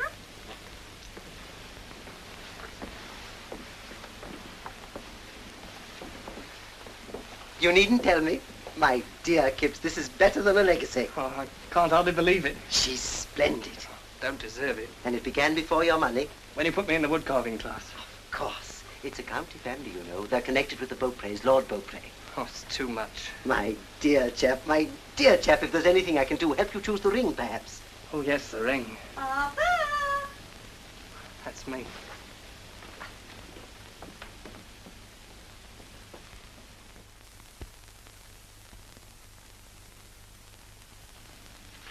C-U-Y-P-S? Well, they've spelled my name wrong. That was Chester. He apparently found that the correct spelling was C-U-Y-P-S. It was a Flemish family of that name who settled in Kent several hundred years ago. I've never seen it spelled that way. How do you say it? Not Q-wipes? No, you pronounce it Kipps as before. I see. Anyway, it's wonderful, even if it is spelled different. I'm not good enough for you. The more you see of me, the more you'll find me out. Would you really like me to help you? I wish you would. There are only a few little points. For instance, there's your pronunciation. You don't mind if I mention it? Of course not. There are H's. I know. Coop promised to help me about that. It only needs a little care. And then there's dress. Well, isn't this all right? Yes, but you don't want to be too elaborate, too dressy. You want to look right without looking as though you were trying to be right. I see. And then you must try to be more at ease when you're with people. Forget yourself a bit. Don't be so anxious, you know? I'll try. I'll do my best to try. I know you will.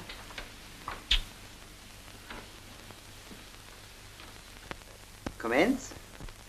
Soup. Right. Now, fish. Shall we say sole bonne femme? Quite right. And what goes with fish? Chips? No. What wine? Oh, Burgundy? No. Sauterne. Ah, yes. Or Grass. Quite right. Now, entree.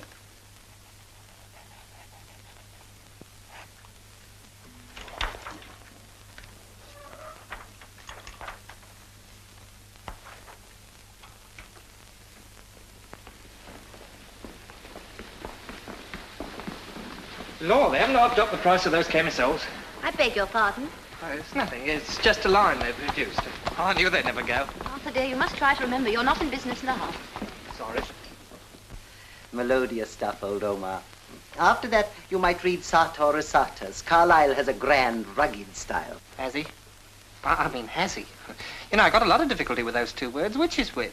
Oh, it's perfectly simple. As is a conjunction, and has is a verb. Ah, say, but when is each which? Oh, always. One says has when one means one has. For instance, one says he has. I mean he has. Otherwise, one says has he has. I mean as he has. It's perfectly simple. I see. Yes, I got it clear now, I think.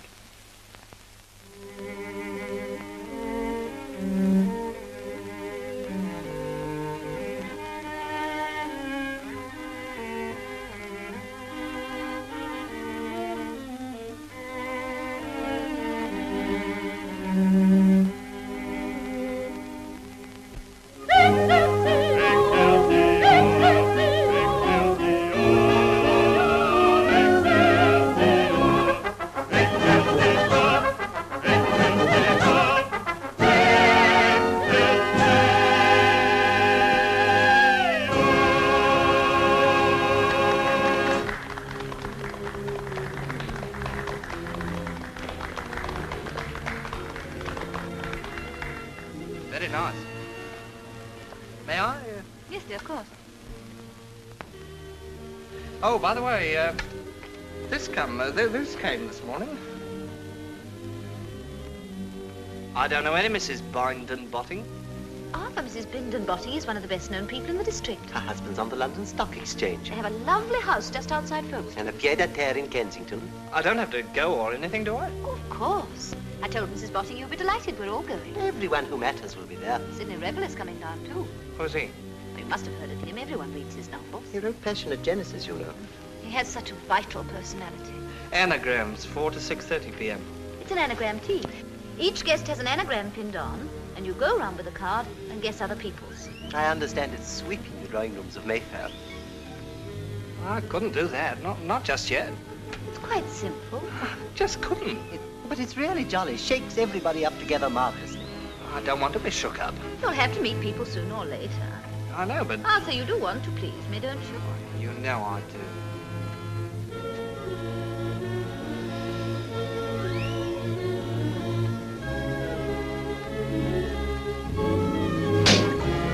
Hello, Kipps, my boy.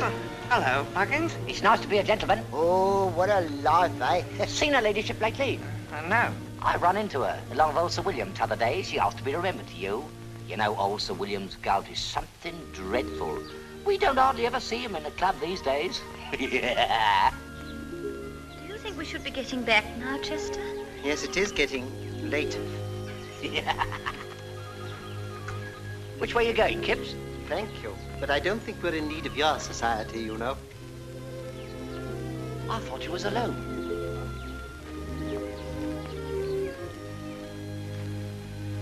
I think that was simply frightful, Cheek. I know, but they didn't mean anything. See, I used to know them. That's no reason why they should be so beastly familiar. Oh, I don't see why not. I was with them for years in the shop. They've got a right to talk to me, haven't they? Yes, Arthur, of course they have. I don't see what else you could have done. Quite. These things are bound to happen while we're here in Folkestone, but presently we shall be living in London. We shall build up our own little circle of friends, and then everything will be different. London?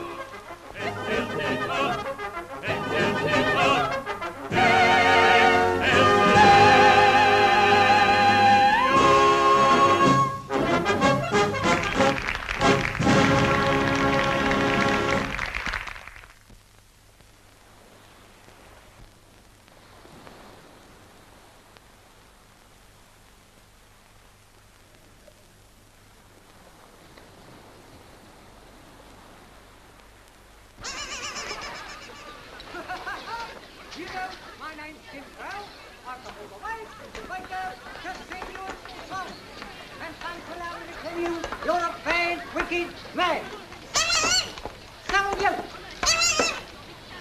touch me! Don't you push me! Don't you shove me!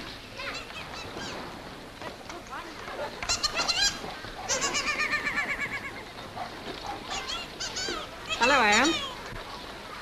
Why, Artie! Oh, fancy seeing you here. You made me jump. I didn't see you coming. What are you doing down here, Anne? It's only a tuppenny bus fare from my place. Oh, yes, you're working here, folks, now, aren't you? Been here quite a bit now. How are you getting on? Might be worse. I generally come down here on my afternoon off. It eases the feet a bit after running up and down the stairs all day.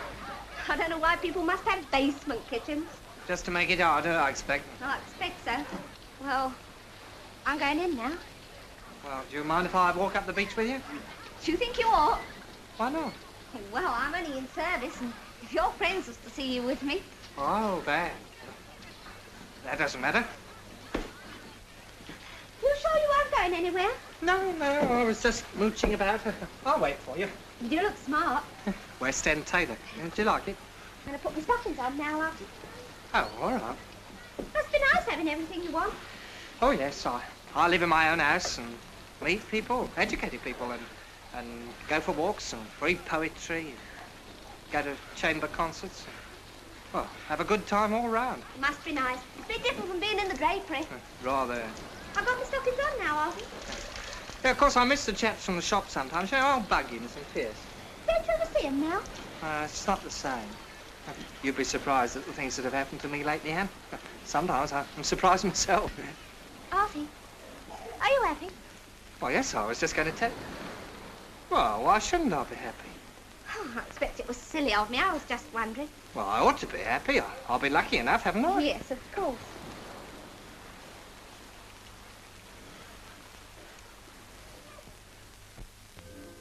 Those were good times we had together, you and me and Sid, weren't they, Anne? They were there. You remember when I asked you to be my girl? Yeah. Seems a long time ago now. I don't know. Seems like yesterday to me. Does it? I'll have to be getting back, or I'll be late. You've got the time on you, Artie? It's just on 8:30. Oh, Laura, I've got to be in by 9. Still got my old sixpence, see? I always kept mine somehow. Funny, isn't it? Isn't it? Awfully glad I met you again, Anne. So am I you. I thought at first you'd change, but you're just the same, really. Am I? I met people here and there, but I never met anyone quite like you, Artie. Anne, those things that have happened, what I was going to tell you about, and they... Yes, Artie.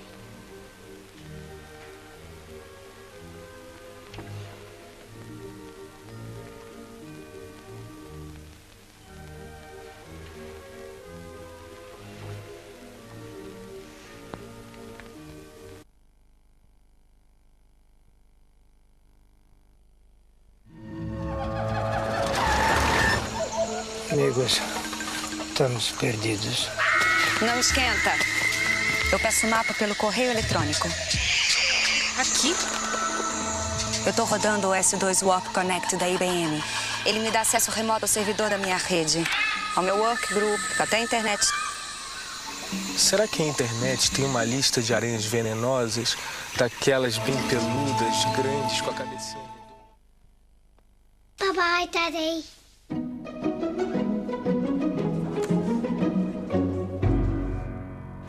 Bye-bye, Daddy.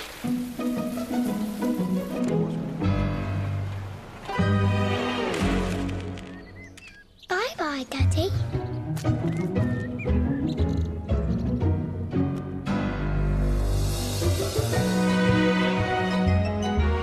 Magic Moments with Quality Street.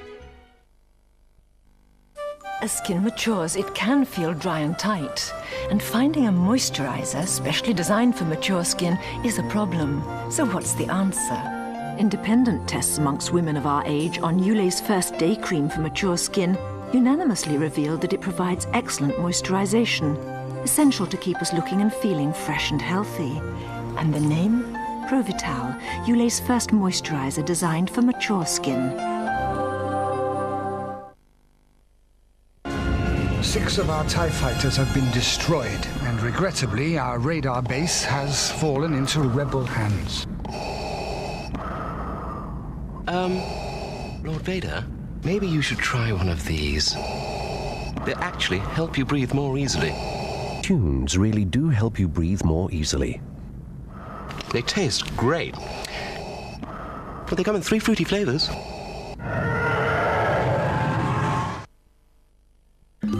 That's enough! It's called Now! Now what? It's called Now! Be quiet! Oh no, it's a weekly. It's glossy and it looks really different. It's bigger than ours. I'm not feeling very... Oi! How did they get these stories?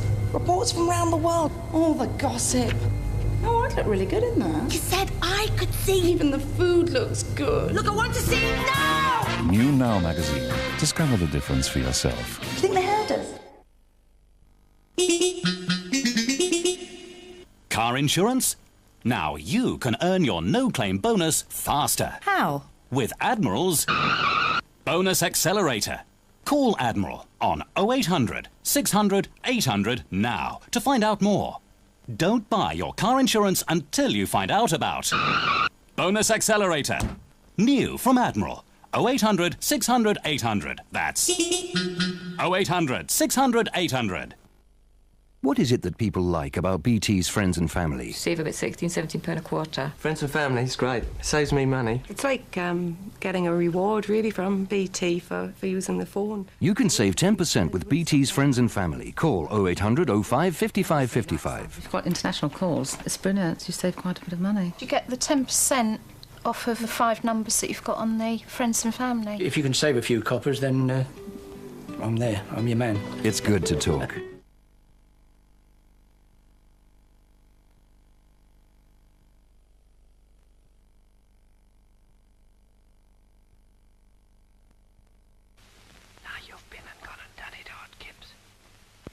I never meant to. I don't know what come over me. You ought to be ashamed of yourself, kissing her and not even telling her you're engaged. I started to tell her, but... It's not as if you was in love with her. I suppose not. You've got to think of your position and stop flirting with servant girls. That's what you call being loyal to Helen. Well, she won't know. Supposing you were seen, how would you ever face Helen at the anagram tea? Who says I'm going to any blooming anagram tea? It's quite easy. An anagram is just a word with the letters rearranged. Take the word smug, for instance. Gums would be an anagram. Or, of course, mugs. Exactly. G-U-M-S, S-M-U-G, M-U-G-S. You follow, Kipp? Mugs. Ah, here we are.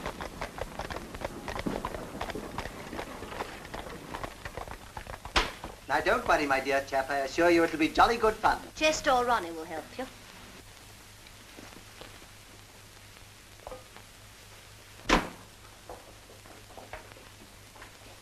Mrs. Bindon-Botting. Yes, sir. Will you come in?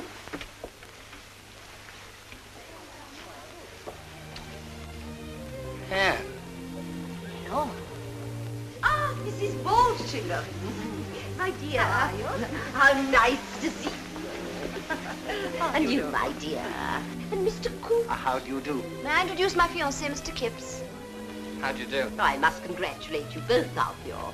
You're a very lucky man, Mr. Kipps. It was nice of you all to come. And Anne, take Mr. Kipps's hat. Now let's go in. The anagram's in full swing.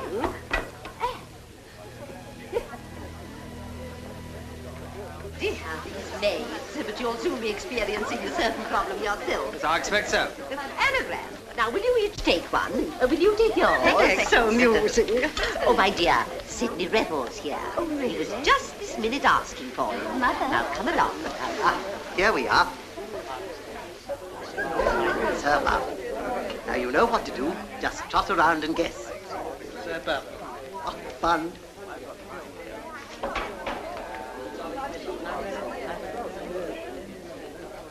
Arthur? I assure you, more marriages have been wrecked by the persistent fidelity of the husband than anything else. He very nearly wrecked mine. Oh, Mr. Revel, I really believe you're quoting from one of your own rather risque novels. Dear lady, I admit it. Sydney is more than usually devastating this afternoon. But I'm in devastating company. I want you to meet Mr. Revel. This is my fiancé, Mr. Kipps. Oh, really? Oh, my dear fellow, how'd you do? How'd you do? Sit down. said about... Oh, I know that one. What another? Really, Mr. Revel. Well, we'd better hurry or else he'll be sure to win. Come along. It's a band to the only prize that's left for me to carry off, eh?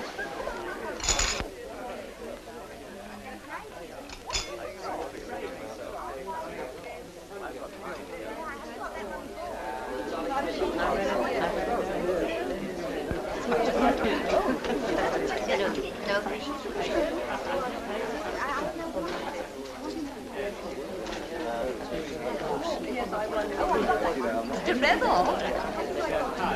Oh, I think I'm wanted. Will you forgive me? Of course.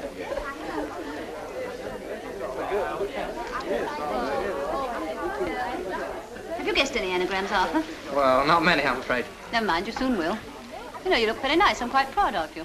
Sugar, madam? Sugar, sir? And two, please. Thank you. Move about, dear, won't you? You're sure to be able to guess some. And I think you dropped this, sir.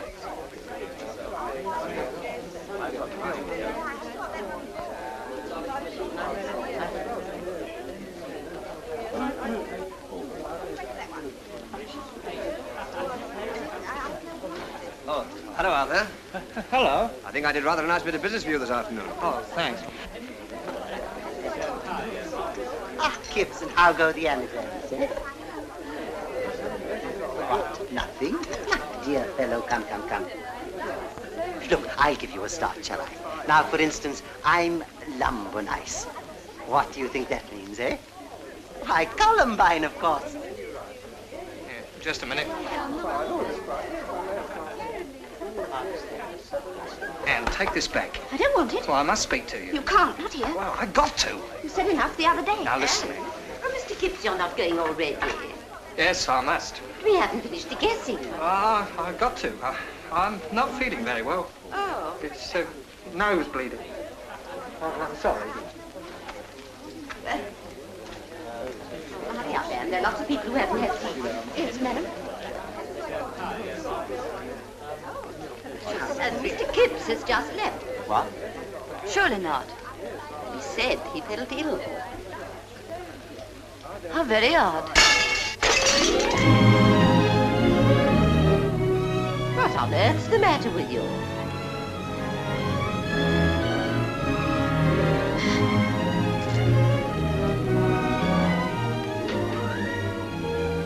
Well, really, these names. Floods of tears, too.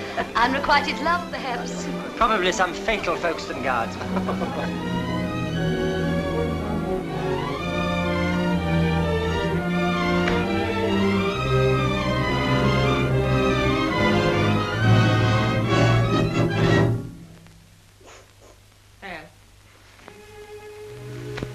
Can't come in here. I've been a fool. Anna. Anne, I want to marry you. I must. Can't go marrying everybody. You've got to marry her. No, Anne, no. You'll have to come up to London with me and marry me right away before anyone else can. London? I couldn't. Oh, why not? I haven't given notice here. What's that matter? Besides, it wouldn't be fair to her. You haven't treated me right, either. No, I know I haven't. I've been all wrong. I just didn't know what I wanted, but I do know now, Anne. Anne, will you come? Well, I should do something desperate. If you don't come with me, I should go out and... Well, I'm going. Artie, I'll do it. That's for me. No, we've got to go now. But what about my box? It's upstairs. Oh, never mind your box. But it's got all my things in it. I'll buy you 100 boxes in London. Come. What? This? Like anything. Who cares? Oh, dear. If we don't now, we'll never. Coming. Artie, I wouldn't do this for everyone, mind you. Come on.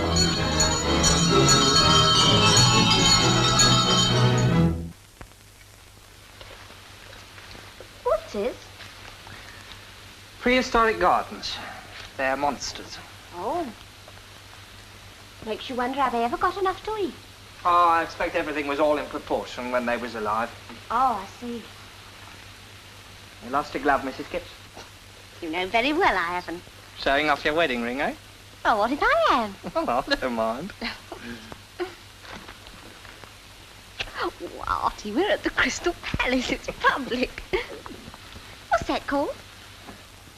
Him? He's, Labyrinth. Oh, I don't think I ever heard of that. Well, I'm blowed. It's just like old Coot. It's extinct. Yeah, he's like old Coot all the same. I wonder what she's thinking. Artie, you'll have to go and see her. Oh, I'd have been to see her already if she hadn't gone away. Do you think there'd be any trouble? How do you mean? Well, breach your promise. Oh, no, I don't think they'd do that. I'll apologise and offer damages to her brother. And he's still my solicitor, you know. Oh, anyway, we're married. They can't alter that. Be nice to have an house of our own. Rather. You'll know all about what the servants is up to anyhow. We're not going to have servants. Oh, you'll have to, you and him. What, not hardly be able to go into my own kitchen? Well, we've got a position to keep up now, you know. Artie, I don't like to have to say it, but I don't like Hewington a bit. Why, ever not? Well, for one thing, it's got a basement, and I've had quite enough of basements. And another thing, it's too big. Artie, couldn't we go somewhere smaller? Well, I suppose we could let it.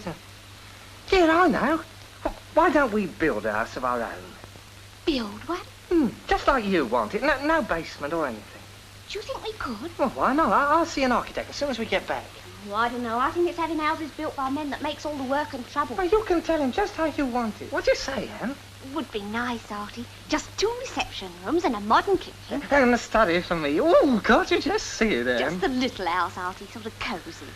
Tea time with a cat on the hearthrug and kettle on the hob. And buttered toast and muffins. And you, Anne? Bow windows, 1 rough cast gable, 1 half-timbered ditto in plaster, a loggia in the Italian fashion, a Gothic-style porch and Tudor hall, and a conservatory, much appreciated in the summer months. Very nice, but it is a bit on the big side, like, isn't it? You think so? Don't forget that you asked for an unusually large kitchen, 20 feet square with a window seat.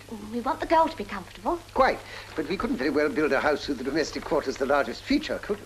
We only asked for 3 bedrooms. 3 principal bedrooms, plus, of course, the servants, your husband's dressing room, the box room, bathroom and separate office, very modern feature there. And you may remember we just touched upon the necessity for a nursery, at some future date, of course. Yes, I believe I did mention that. Very well, then. Well, would you mind if I had a word about it with Mrs. Kipp? Well, by all means.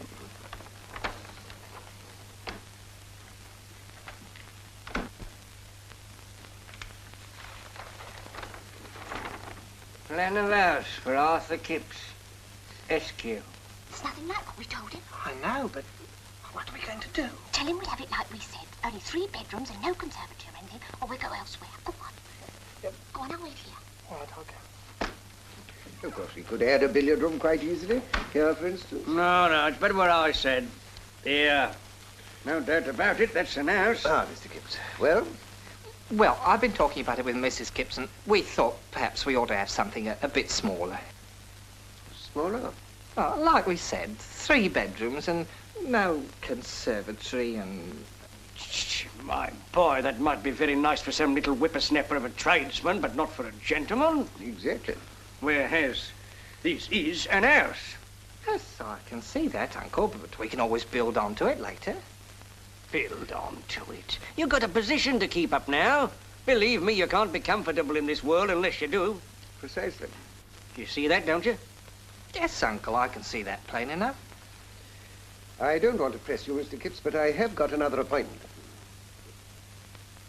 Well, come on, Artie, make up your mind. Well...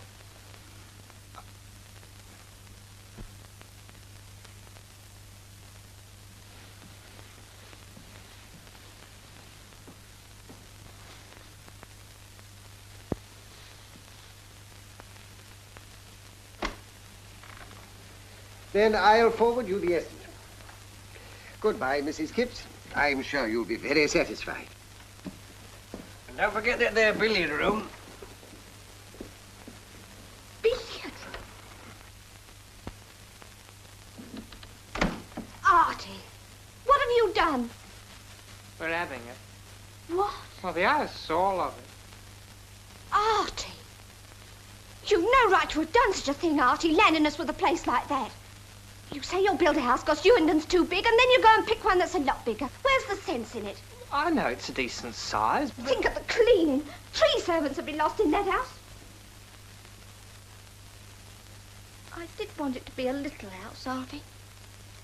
Oh, look here, Em. Why shouldn't we have servants? Uncle's right. We've got a position to keep up. Servants? There's servants for you. Look at that. What? That fireplace. What's wrong with it?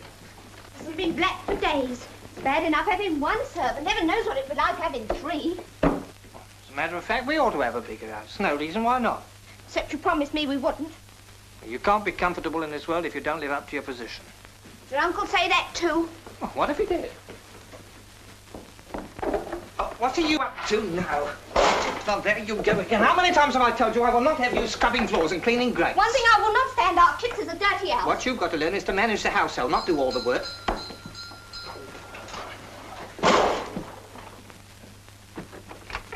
Yes? Good afternoon. Is Mrs. Kipps at home? Your mistress, is she in? Not at home. Oh. Well, perhaps you'll tell her we called. Mrs. Porritt Smith.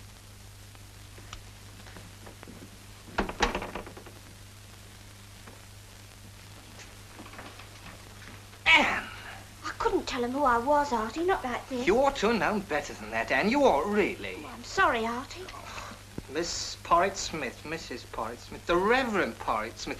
Here's these people, nice people, come to call on us and you slap them in the face. Oh, I never slapped him in the face. You sent them away, didn't you? The wife of a Reverend, too. Oh, wouldn't have had this happen for a £10 note. I don't see the use in getting in a state about it now. Oh, you don't you? Well, I do. I tell you what you've got to do. You must return that call. Artie, how can I? Well, you must just find out how many cards leave and go and leave them. I can't face them people again after that. Yes, you must. They won't recognise you in your Bond Street ad. I can't. All right, then, you can't, and off they go. We never see them again. That's what comes of blacking ours and behaving like a skivvy. Perhaps I behaved like a skivvy because I was a skivvy. Well, I've improved myself, and you might try at any rate. I never ought to have married you, Artie. Oh, don't start that again. I'm not equal to your position. I can't live up to your big house and your servants and your visiting cards, and that's the truth. I'm sorry I married you. I never would have married you if you hadn't said you'd do something desperate. So you better go out and get one of them divorces. Well, all right. If that's them again, you've got to come down, see, and apologise. Telegram for Kipps. Oh, thanks.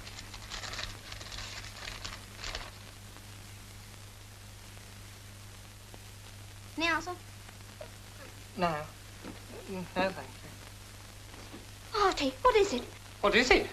From Ronald Washington. Wants me to come to his office urgent. Well, you can guess what that's for, can't you? Breach of promise. Breach of promise, and my wife wants a divorce. I wish I'd never been born.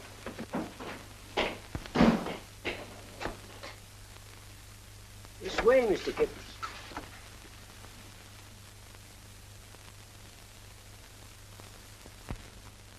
Is your brother...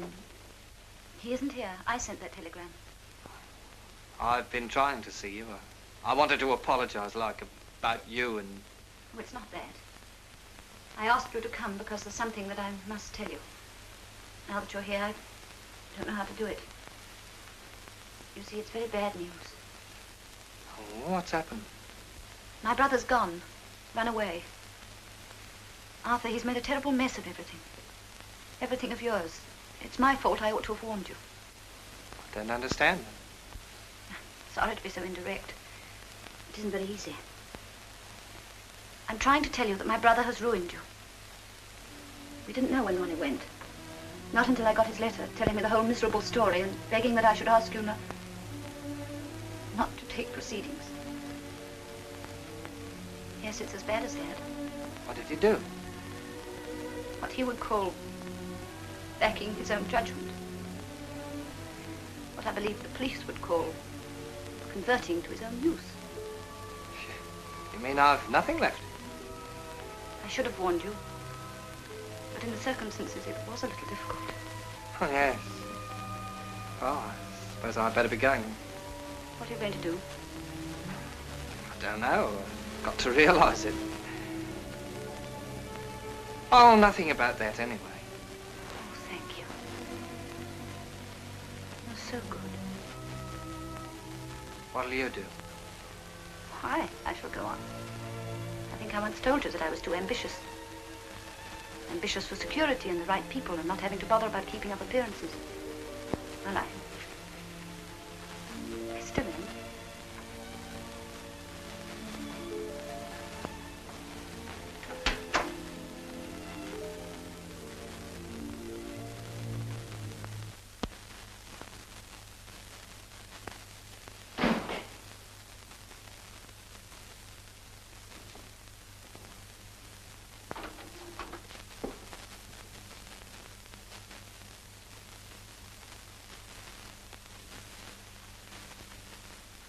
Tea ready, Artie? Have you? Why, Artie? What's the matter? It's gone. What? Our money, all of it. My brother took it. Artie? We're ruined. We haven't a penny left. Oh, Anne. There, Artie. Tell me in a minute. Have a cup of tea first, won't you? I'll make you some buttered toast, just the way you like it.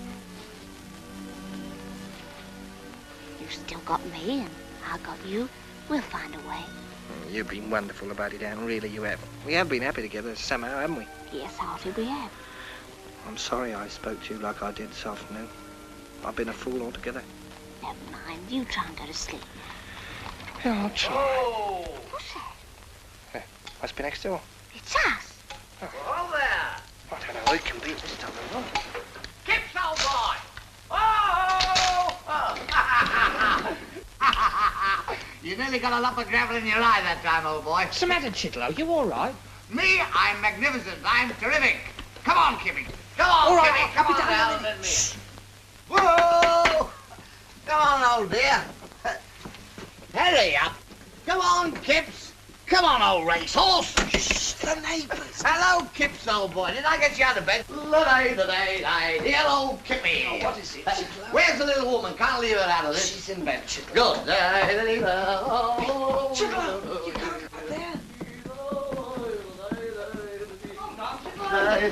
What ho! Yeah, Chitlow, what's up? Kipps, my dear old lad, my dear old boy, my play. I'm knocked, old boy. I'm sorry I'm knocked. Oh, what a night. Something gone wrong? Wrong? No, it's a success. I'm a success, a howling success. And it's not me, old boy. Crying like a baby all the way down. I've just come for the first night. Laugh, they never stop. Laugh. Well, why weren't you there? Well, you never told me. Didn't I? No, that's right. I thought it might flop. All the other plays had flopped. I'd spent your money all ready to do a duck and run and then biff. They liked it. They went mad. The bit with the butterfly. Butterfly down Popple's neck. Flutter. They screamed, they howled, and then the curtain. Down it came. Biff. This is Mrs. Kipps, I take it. Yeah, that's right. This is Mr. Chitlow. How do you do? Laugh. Even I laugh. Mr. Chitlow's had a big success with his play. Oh, has he? The papers, the notices, terrific, sensational. Read them. And I'm glad for you too, old boy. Me? Why me? Why, your half share, of course. I always remember my friends when I'm successful. You mean to say? You're all right, take it from me. It'll run a year, perhaps two. And that means money, cash, the box office, the libraries, week by week pouring in. If you'd heard him, you'd know. Really? Oh, Lady Whortleberry, come in, get yourself at last. Let's drink to what's coming to us.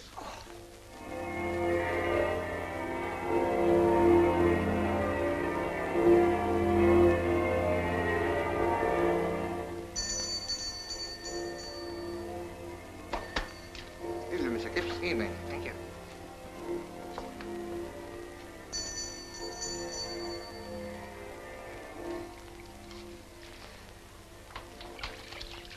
Another check from old Chitlow, Ann. Oh, how is he? He's all right. He's writing a tragedy now. Says that's what he was really cut out for. How's young Artie? Chuckity, old man. Let's have the towel out.